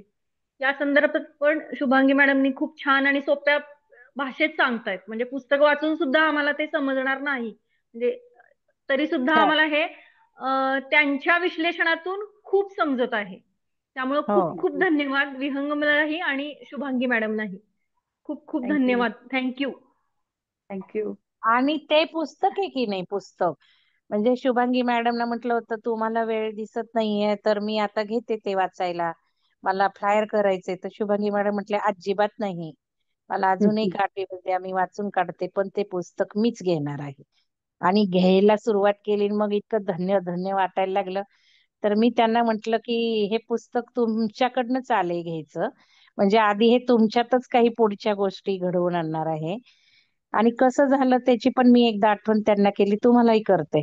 आपलं काहीतरी पुस्तक वाचन झालं आणि त्याच्यावर डिस्कशन व्हायला लागलं की पुस्तकं अजून कुठली चांगली आहेत, काय आहेत. मग ते स्मिता लापलीकर मॅडमनी काही पुस्तकं टाकली, तुम्हाला पाठवू का, तुम्हाला पाठवू का, असं करायला लागल्या. आणि मग शुभांगी मॅडमनी पण त्यांच्या घरातली अजून काही वाचायला, मी म्हंटल मॅडम टाका जरा, तुम्हाला माहिती असतात. मग त्यांनी काही एक दोन पुस्तकांचे फोटो टाकले शुभांगी मॅडम नी. त्यावेळेला हे आंतरिक मागोवा होतं. आणि माझ्या लगेच लक्षात आलं की हे पुस्तक भारी आहे आणि किती आहे. मी लगेच शोधून काढलं ते आणि विनासायास मला सापडलं. बिलीव्ह कर माझी लायब्ररी मोठी आहे खूप, आणि एखादं पुस्तक सापडणं म्हणजे 2-3 ठिकाणी पुस्तकं असतात, पण मला लगेचच ते सापडलं. आणि मी लगेच थोडस चाळण, माझ्या आठवणी जागृत झाल्या. ऑथर बद्दल जो मला भरला होता ना गर्व, केवढं सुंदर हे प्रधान ऑथर आहेत, बाप रे. एक वेगळंच आणि त्यांचं ते दुसरं पुस्तक हिमालयाचं आहे ना हो मॅडम, काय नाव आहे त्याचं? साध देती सात. हिमशिखरे. हा साध देती हा, हिमशिखरे. ते आपण वाचलंच होतं. साथ देती हिमशिखरे, आपण आपल्याकडे कार्यक्रम तो झालाच होता. आणि ते पण पुस्तक असंच अफलातून, त्यावेळेला सुद्धा वाचन चालू असताना लोकांनी जाऊन आणली, अपवळण चौकात जाऊन पुस्तकं आणली. म्हणजे तर त्याने 2च पुस्तकं लिहिलेली आहेत बघा त्यांच्या आयुष्यात. हो, पण खूप सुंदर. हा. आणि मग ते वाचनच आलंय, मग आता शुभांगी मॅडम साठी आले, तसं आपल्यासाठी सुद्धा आलंय ना सगळ्यांसाठी. कारण आता मगाशी मॅडम हे सगळं वाचत होत्या ना, ऍक्च्युली कालच त्या म्हटल्या की आता पुढचे 4 खूप हे महत्वाचे. आणि मी जायच्या आधी 40 पानं वाचली, पण आल्यानंतर मला काही वाचन नाही झालं. आणि काल त्या म्हटल्यावर माझी नुसती हृदयाची ओढ तिकडं, कधी वाचेल कधी वाचेल, पण मला काही वेळ झाला नाही. आज सुद्धा ते वाचत असताना मला हे सगळं आठवायला लागलं आणि मला असं वाटायला मी हे सगळं परत वाचायला पाहिजे, एक एक वर्ड टू वर्ड त्याच्यावर मनन चिंतन रिफ्लेक्ट करत. आणि ते टाकलं कुठंतरी, नाही हे आता वाचलंच पाहिजे, शेवटचे 4 तरी. असं तुम्हाला झालं का? जे किती लोक जणी आता वाचन ऐकतायत ना सगळं हे जाऊन आणलं हे आपण पाहिजे? बोलले, डिस्कशन ऐकतायत ना किंवा विश्लेषण ऐकतायत, मी नक्की सांगेन की हे तसं पुस्तक नुसतं हातात घेतलं ना खरंच नाही समजत मला. पण मी हे 4थ्यांदा हातात घेतलंय पुस्तक, थँक्स टू मंगल मॅडम आणि तुम्ही सगळे, की ज्याच्यामुळे मला हे पुस्तक पूर्ण वाचता येतंय. अदरवाईज मी पहिले 5-10 पानं झालं मग बोरिंग म्हणून ते ठेवून द्यायची. असं 4 वेळा घडलं, मग 3दा घडलंय, हे 4थ्यांदा. पण आता जे आपण डिस्कस केलंय किंवा ऐकलंय ना, तर हे वाचायला अजून सोपं जाईल खूप. म्हणजे समजा हा हा रेफरन्स कळेल, हा हे असं बोललं होतं, हे असं आपण बोललो होतो, ही चर्चा झाली होती, हा मुद्दा आला होता. आणि मग तुम्हाला ते पुस्तक इंटरेस्टिंग वाटेल, कारण तसं हा खूप कोरडं पुस्तक आहे, खूपच कोरडेपणा आहे हम्म. या पुस्तकात. हम्म. आणि हे 300 पानाचं आहे, म्हणजे ते छोटं पण नाहीये. आणि इंग्लिशमध्ये तर 400 पानाचं आहे. म्हणजे इंग्लिश मधलं मराठीत ट्रान्सलेशन करून त्याचं पण त्यांनी कमी केलंय असं. ते आता मला इंग्लिश वाचायची उत्सुकता वाढली आहे, कारण ते ओरिजिनल आहे पुस्तक. हम्म. ते पण माझ्याकडे पुस्तक आहे. तर हम्म. त्याच्यामुळे हे खूपच हळूहळूच वाचा, म्हणजे थोडं थोडं थोडं वाचा. एकदम 300 पानाचा घास नका घेऊ, कारण ते असं कादंबरी नाही की एका दिवसात वाचून पूर्ण केलं, असं नाहीये. ते रवंथ करून वाचण्याचंच पुस्तक आहे. कारण हे प्रत्येक वेळेला आपल्या स्वतःच्या मनाशी आणि आपल्या स्थितीशी आपण सातत्याने रिलेट करत राहणार आहे. मग मी कुठे आहे, मी कुठे आहे, मग माझं काय चाललंय, म्हणजे किंबहुना करायला पाहिजे, की मग माझं खरंच असं चाललंय का, मग मी खरंच असं मानतेय का, मग माझ्या आधीचे काय अझम्पशन्स होते, मग त्याला पूर्णपणे सुरुंग लागतो कधी कधी, की अरे असं आहे का हे, वगैरे वगैरे. सो ते स्वतः वाचण्यात तुम्हाला जास्त मजा येईल. किंवा दोघी दोघी तिघी वाच- तिघींचे ग्रुप करा, तुम्ही तुम्ही ठरवा, मग ते एकमेकींच्यामुळे पण वाचलं जातं अजून. श्रद्धा चापेकर मॅडमची शंका राहिली मॅडम, तेवढी सोडवा. हा, काय प्रश्न आहे? त्यांनी काय विचारलं होतं श्रद्धा मॅडम? त्यांचं असं म्हणणं होतं की नक्की करायचं काय? हा, ते झालं की आपलं बोलणं, की सत्याला ते सगळं बघायचं, वाचायचं सगळं, आणि परत त्याचं आता कसं आहे, मला अजून जे सुचलं ते की उपनिषद, वेद किंवा जे ओरिजिनल लिहिलं गेलेलं आहे ते आता लोकांनी त्याचं काय म्हणजे पुन्हा त्यात मॅनिप्युलेट करून काही केलंय का? आता रामायण हा साधा ग्रंथ जो आहे त्याच्यामध्ये पण किती मॅनिप्युलेशन, किती प्रकारचे रामायण आलेले आहेत, अजूनही येतात. सो हे पुन्हा पुन्हा आपल्याला स्वतःला तपासायला लागणार आहे. म्हणजे त्यांचा, मला असं वाटतं की मूळ मुद्दा हा आहे की ब्लाइंडली फॉलो काही करू नका. आपल्या आतमध्ये पण जा तुम्ही, आपण आतमध्येच जात नाही.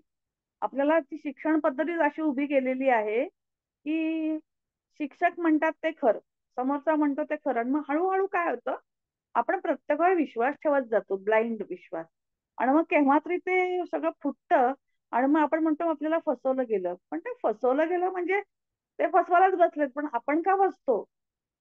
एक असं एक मीटिंग होती कुठली तरी, असं एक कोर्स टाईप होतं, तिथं मी जायची त्यांच्याकडे, तर त्यांनी असं लाईफ कोचिंग सारखंच ते होतं. तर त्यांना असं प्रत्येकाला विचारलं त्यांनी की सांगा तुमचे प्रश्न काय तुमचे. तर मी त्यांना असं म्हणाले की मला ना, मी ज्याच्या ज्याचा विश्वास होतो ते सगळे मला फसवतात. त्याने एक शब्द खूप एकच शब्दात उत्तर दिलं, आणि ते मला इतकं लाईफ टाईम आठवतंय, म्हणजे मनात कोरलंय. Because you allow it. तुम्ही अलाव करता, तुम्ही त्या लोकांना तुम्हाला फसवायला अलाव करता, म्हणून तुम्ही फसता. हे किती परफेक्ट आहे. आपण लोकांना, कारण आपण त्यांना बघतच नाही ताहून सुलाखून की ते जे बोलतात ते खरं आहे का, ते जे सांगतात ते खरं आहे का. म्हणून स्वामीजींचं हे म्हणणं, जे मला असं वाटतं की त्यांनी हे सांगितलं पण आहे की समोर घेतलेली प्रत्येक गोष्ट बघा, पण त्या प्रत्येकाला तुमच्या आतमधून पडताळा. जर ते खोटं असेल तर ते काढून टाका. मग तुमचा गुरु जरी म्हणला, शिक्षक म्हणला, आई वडील जरी म्हणले, आणि त्याचं तुम्हाला वाटलं की खोटं आहे, तर ते खोटं आहे. आणि हे डेअरिंग आपल्यात नाही. आपल्याला हे शिकवलं जातं नाही, मोठ्या लोकांचा तुम्हाला रिस्पेक्ट करणं ही वेगळी गोष्ट आहे, पण ते ऐकलंच पाहिजे, समजलंच पाहिजे. आताची मुलं तशी नाहीयेत, सुदैवाने. मुलं स्पष्ट विचारतात हे का, हे कशासाठी करायचं, आणि जेव्हा त्यांना ते योग्य ती उत्तरं मिळतात तेव्हा ते त्याचं फार छान पद्धतीने ते ऍक्सेप्ट करतात उलट. पण आपली पिढी मोस्टली अशी मला वाटते की आपण काय केलं, हे माझं ऑब्झर्वेशन आहे, आपल्या आई वडिलांना, आपल्या आजी आजोबांनी जे केलं त्यांना बघून फक्त आपण ते ब्लाइंडली फॉलो केलं. आता आपली पुढची मुलं हे ब्लाइंडली फॉलो नाही करणार. आता साधी गोष्ट, कपाळाला कुंकू लावणे, किती लोक कुंकू लावतात. आता पुढची पिढी तर कुंकूच लावत नाही, अजिबातच लावत नाहीत. साधं पण कुंकू लावत नाही आणि कोरडं पण कुंकू लावत नाही. पण जेव्हा ओशोचं तुम्ही वाचता की कुंकू का लावायचं, त्याच्या मागचं पूर्ण सायंटिफिक रिझन, मी जेव्हा 2006 मध्ये वाचलं पुस्तक, त्या दिवसापासून मी कुंकू लावते. म्हणजे माझी टिकली लावायची, पण आता कुंकू लावते मी. लाल कुंकू, कोरडं कुंकू जे मिळतं आपलं, ते कुंकू मी लावते. ते पूर्ण सायंटिफिक रिझनिंग आहे त्याच्या मागे. म्हणजे प्रत्येक गोष्टीला तुम्ही पडताळा. ते जर वाटलं, आता माझ्याकडचे सगळे जी भाचवंड आहेत, त्या मुली आहेत, त्यांना जेव्हा मी हे सांगितलं, ते सगळं लावतात कुंकू, कारण त्यांना ते पटलं. त्याच्यामागचं लॉजिक काय, आज सगळ्या पोरींना या पीसीओडी आहेत, खाण्याच्या पद्धती, हे सगळं सांगितलं, आणि मग त्यांनी चेंजेस केले. आपली संस्कृती जी आहे ही तीच आहे ना, की जी परमनंटली त्याचं सोल्युशन आहे. वर्षानुवर्ष, हजारो वर्षांपासून त्या पद्धती आहे, त्या आजही लागू आहेत, ऍप्लिकेबल आहेत, आणि ती संस्कृती स्वामीजी म्हणतात. त्याला पूर्ण सायंटिफिकच रिझन आहे. देऊळ काय आहे, पिरामिडच आहे ना. मग सायंटिफिक त्याला वर दिलं, आजच्या भाषेतल्या मुलांना सांगितलं की मग त्यांना ते पटतं की देवळात काय होतं. हे आहे, जे प्रत्येक गोष्ट आहे ते काढून टाका असं नाहीये, ते पडताळा पहिलं. ते फक्त त्यावेळेला एखादी पद्धत असेल, काही असेल, तर ती ब्लाइंडली फॉलो नका करू. तुम्ही स्वतःच्या बुद्धीवर, स्वतःच्या निकषांवर, स्वतःच्या आतल्या ज्या व्हायब्रेशन असेल, आतला आवाज असेल, त्या सगळ्या गोष्टींना तुम्ही घासून बघा, पडताळून बघा, and then accept it. That is what I think, what he meant. हे फॉलो करा. आय थिंक चाफेकर मॅडम, तुम्हाला आय हो यू हो, got my point. Yes yes, I got my point. फक्त मला इथे एक ऍडिशन करायची वाटते की हे सगळं पडताळून पाहणं, घासून पाहणं किंवा जे काही आहे ना, आपल्याकडचं जे कल्चर आहे, स्पेशली इंडियन कल्चर आणि ओव्हरऑल पॉप्युलेशनच्या स्फोटामुळे जे काही धावपळ आहे माणसाची, शारीरिक, मानसिक, आर्थिक आणि सामाजिक, ह्या धावपळीला तोंड देता देताच माणूस इतका थकून जातोय की ह्या सगळ्या गोष्टी खूप प्युअर आहेत आणि खूप पॉझिटिव्ह आहेत आणि खूप करण्यासारख्या आहेत, पण त्या करण्यासाठी जे मानसिक स्वास्थ्य लागतं तेच आपल्याकडच्या 140 कोटी लोकांकडे जर नसेल तर हे कितीही जरी चांगलं आहे हे कळतंय, पण करायला जावं तर प्रत्येकाकडे ती आज सिच्युएशन नाहीये घराघरामध्ये त्याला मी सांगायचं तुम्हाला तर. इकडे 2 उत्तर तर आहेत. अशा म्हणजे मी हे तर निगेटिव्ह पॉईंटनी नाही बोलत आहे नाही मॅडम. नाही, तुमचं मला कळला मुद्दा. त्याचे 2 हा, उत्तरं मी तुम्हाला देते. एक उत्तर पलीकडच्या असं आहे की आपण देशामध्ये हा एकदम खूप स्वास्थ्य आहे, तर ते नाही, ध्यान आपण लागू एकदम शकतं. एकदम बेसिक आपण त्यांच्या एकदम आपण नीड्स. 140 कोटींकडे नको बघूयात. आपण आपल्यापासून सुरू करूयात. नाही पहिला नाही मुद्दा मॅडम, तो. एक मिनिट आणि मला सांगायचं. मला दुसरी एक गोष्ट की सनातन सत्य जे आहे ना, जे निसर्गाला जो स्वतःचा एक बॅलन्स आहे, जेव्हा अति जातो ना तेव्हा ते हा, निसर्ग ते बरोबर करेक्ट येस करायला येस, येतो. या आय नो जसं दॅट. कोरोना झाला. हम्म 6 महिने सगळे शांत बसले, निसर्ग हा आपोआप शांत झाला. स्वच्छ हम्म करायला हम्म लागलं नाही निसर्गाला, हम्म निसर्गाने हम्म हम्म ऑटोमॅटिक सगळं होतच. हा हा तिथे पुन्हा लईवर आलं. सो निसर्गाचं हम्म स्वतःचा एक पद्धत आहे, त्याची स्वतःचा एक नियम आहे आणि ते करून घेतच. ती हम्म वेळ हम्म येते आणि ती वेळ येणार आहे. आता ह्या तरुण मुलांना, बऱ्याचशा तरुण मुलींना असे पण आहेत ग्रुप मुलं हम्म मुली की त्यांना हे नॉलेज हवं आहे, हम्म त्यांना हे शोधायचंय, त्यांना समजून घ्यायचंय. कारण त्यांना ते ज्या पद्धतीने ते वाढलेत, शिक्षण झालं, नोकरी लागली, मोठे पगार हम्म आले, लाईफ झाली, एक्झॅक्टली. मस्त हम्म मजा झाली, आता काय करायचं, हे हम्म फ्रस्ट्रेशन आता मुलांना येतंय. राईट. आपण आयुष्याच्या मध्यवर्तीन घरं बांधली आपली. मुलांना हम्म सगळं रेडीच आहे आत्ताच. येस, सगळ्यांना रेडी. त्यांच्याकडे आयफोन आत्ताच आहे. राईट. आपण फोन कधी घेतला, आपल्याकडे आयफोन पण नाहीये. नाहीये. सो दे डोंट खरंय. Have something that they want to go for it. ते हम्म अचीव्ह करायला हम्म. त्यांच्याकडे काही नाहीये. आता काही नाही. राईट. सो अशी मुलं आहेत, त्यांना अच्छा. ध्यानामध्ये इंटरेस्ट आहे, they want to know about all this. असे लोक आहेत आणि ते होतील. मॅडम, आपण हे असं श्रद्धा मॅडम ज्या म्हटल्या की पूर्ण भारताचं असं आहे, भारतात मी बँगलोरमध्ये राहते म्हणून सांगते की ही जी आपली संस्कृती जी आहे ती साऊथ मध्ये खूप छान त्यांनी मेंटेन केलेली आहे. हो हो आणि ते सगळे म्हणजे माहिती घरात बरोबर. फक्त स्त्रियाच नाही तर प्रत्येक पुरुष सुद्धा त्यांचं जे काय असेल कल्चर, कुणी अष्टगंध लावेल, कुणी भस्म लावेल, कुणी बुक्का लावेल, काहीतरी आहे. आणि ते पूर्ण त्यांच्या लहान मुलं पण म्हणजे घरातले प्रत्येक व्यक्ती ते फॉलो करते.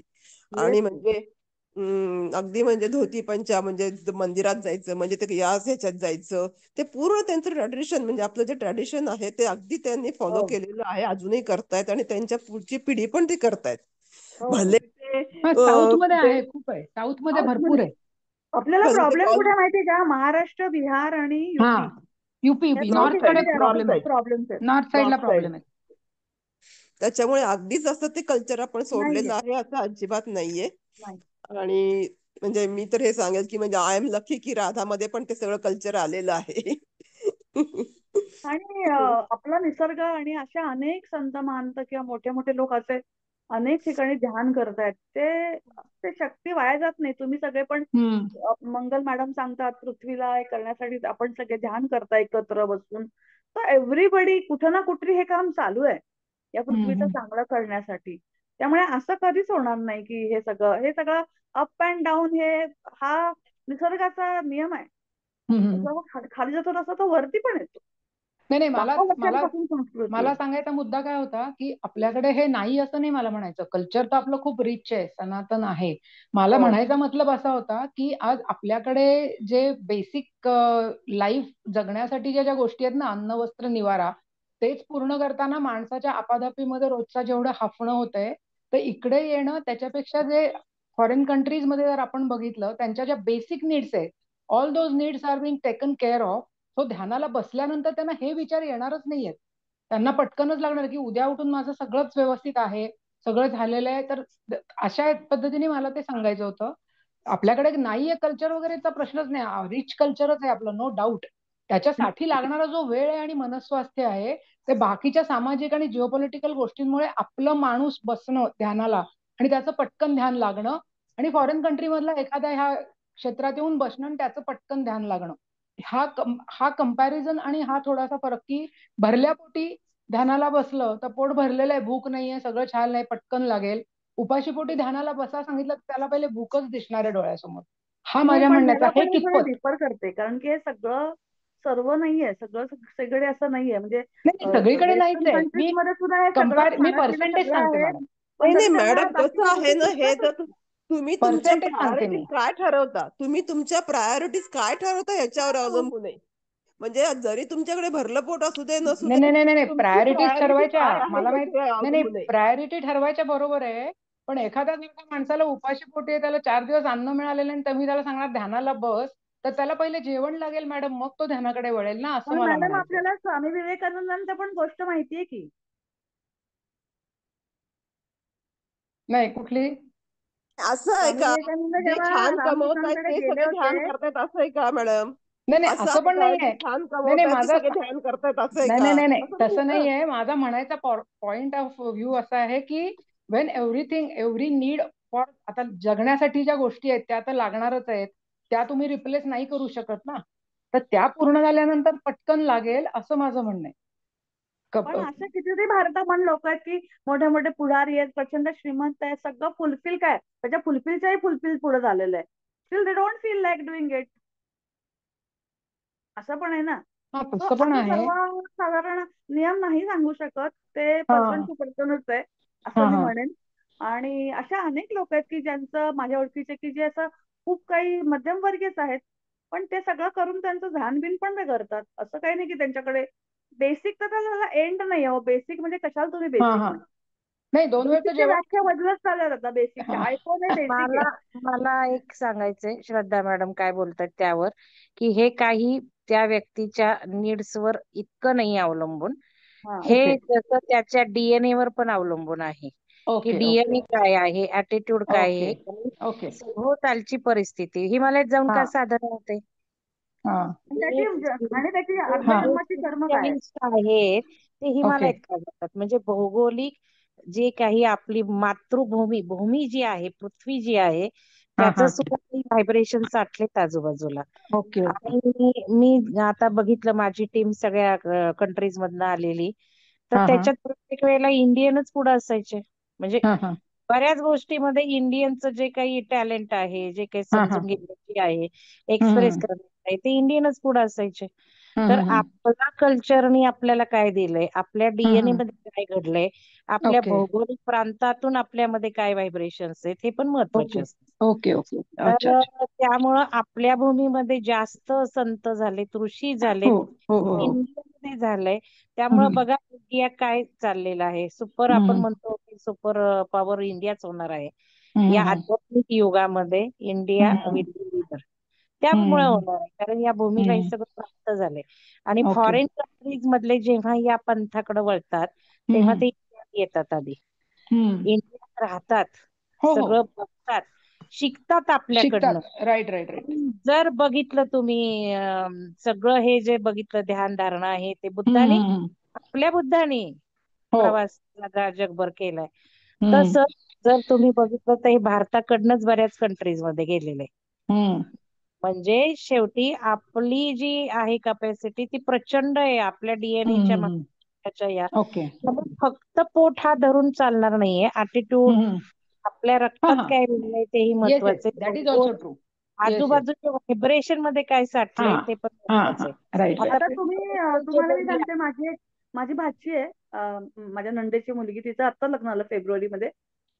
अगदी सगळं तिला व्यवस्थित मिळालं. म्हणजे ती ग्रॅज्युएट झाली, सीओएपी तिला ऍडमिट, अमरावतीची मुलगी, सीओएपीतून तिने इंजिनिअरिंग केलं, तिथून थोडं नोकरी केली 1-2 वर्ष, पैसे साचवले, अमेरिकेत जाऊन तिने पुढचं शिक्षण घेतलं, मास्टर्स डिग्री, अमेझॉन मध्ये नोकरीला लागली, 2.25 कोटी तिचं पॅकेज आहे. तिचं एका मुलाची ओळख झाली, त्या मुलाने तिला मागणी घातली, तर तिने घरी येऊन सगळ्यांना सांगितलं. इंटरकास्ट मॅरेज, म्हणजे गुजराती तो. आणि त्याला सुद्धा अमेझॉन मध्ये, तो फक्त सिनियर तिच्या पुढे 1 वर्ष, तो पण अमेझॉन मध्ये, त्याला पण असं 2.2 कोटी पगार. आणि सगळं छान. वय वर्ष किती असं 27-28 वर्षाची मुलं ही ती खूप छान एन्जॉय करतात. पण तिने मला परवा जस्ट फोन केला तेव्हा तिला असं ती म्हणली, सध्या एक मी पुस्तक वाचतेय. कुठलं वाचतेय? भगवद्गीता. ह्या मुलांना का वाटतं हे वाचावंसं? माझा मुलगाला पुस्तक वाचायला अजिबात आवडत नाही. तो मला जुलै महिन्यात म्हणला की मला ना ऑटोबायोग्राफी ऑफ योगी पुस्तक वाचावंसं वाटतंय, ते मी मागवतो आता. का वाटतं या मुलांना वाचायला? हे व्हायब्रेशनच वर्क करतायत. जे अनेक लोक ओके काम ओके. करतायत हा ते हा हा व्हायब्रेशन त्यांच्यापर्यंत पोहोचतात. पोचतायत. ओके. आपण असं ठरवत नाही. आपण सगळ्यांना जेव्हा मंगल मॅडम किंवा अशा कोणी म्हणतात की आपण सगळ्यांना छान आपण व्हायब्रेशन देऊ, कुठली व्यक्ती समोर येत नाही किंवा ओळखीची असतात असं काही नाही. पण अच्छा. त्याच्या अनेक मुलांपर्यंत, लोकांपर्यंत हे विचारांचे व्हायब्रेशन पोचतायत. त्यांना वाटतं हे करावंसं. म्हणजे काय? It is working. ओके. तर तिच्यासारख्या वयाच्या मुलीला तर काय सगळं किती छान छान अजून वेगळं काही ती हो करू शकते हो ना. हो हो. असं नाही की ती घरात सगळं बंद करून बसलीये. ती मस्त शनिवार रविवार ते लोक जसं तिकडे ते आहेत सवयच्या सगळ्या लोक खूप फिरतात, ते खूप फिरतात. वेगवेगळ्या जागांमध्ये वेगळ्या स्टेट्समध्ये जाऊन हिंडतात, विमानाने फिरतात, गाडी घेऊन फिरतात, सगळं करतात. पण ती मला विचारत होती की मग मामी याचा अर्थ काय नेमका, हे कसं, मग ह्याला काय कृष्ण काय म्हणतो. मला इतकं छान वाटलं माहितीये. त्यावेळेस मी पण नाही हे प्रश्न कोणाला विचारलेत, बरोबर. ते ती विचारतीये. ही खूप छान गोष्ट आहे. तो आपल्याकडे त्यामुळे आहेत मुलं आणि आपलं पण भविष्य सगळ्यांचं चांगलं आहे, आपल्या देशाचं पण चांगलं आहे. येस. चांगली मुलं जाहिरात करत नाहीत. तू नाही फक्त सांगितलं ना, काय. जे लोक सांगतात म्हणजे मला मोक्ष येस मिळालं तसं येस येस येस. हे जे राईट राईट बाकीचे राईट. लोक जास्त आवाज करतात, हा जसं हा हा हा. नाण्यांचे आवाज जास्त होतात, नाही उचल मला तो नाण्याला खळखळाट फार तसं आहे. मला फक्त तो बेसिक प्रश्न होता की बेसिक नीड्स पूर्ण झाल्यानंतर पटकन लागू शकतं का विदाउट, त्याचं मिळालं उत्तर. असं नाही असं हा काहीच हा. नाहीये. असं कोणाला मिळालं कुठे मिळालं. काय ते होईल. ते क्लिक होईल. कन्फ्युजन काय झालंय श्रद्धा मॅडमचं मी सांगते. जरा रेकॉर्डिंग चालू असेल तर बंद करा श्रद्धा मॅडम. हा. रेकॉर्डिंग बंद करा जरा. श्रद्धा कदम मॅडम तुम्ही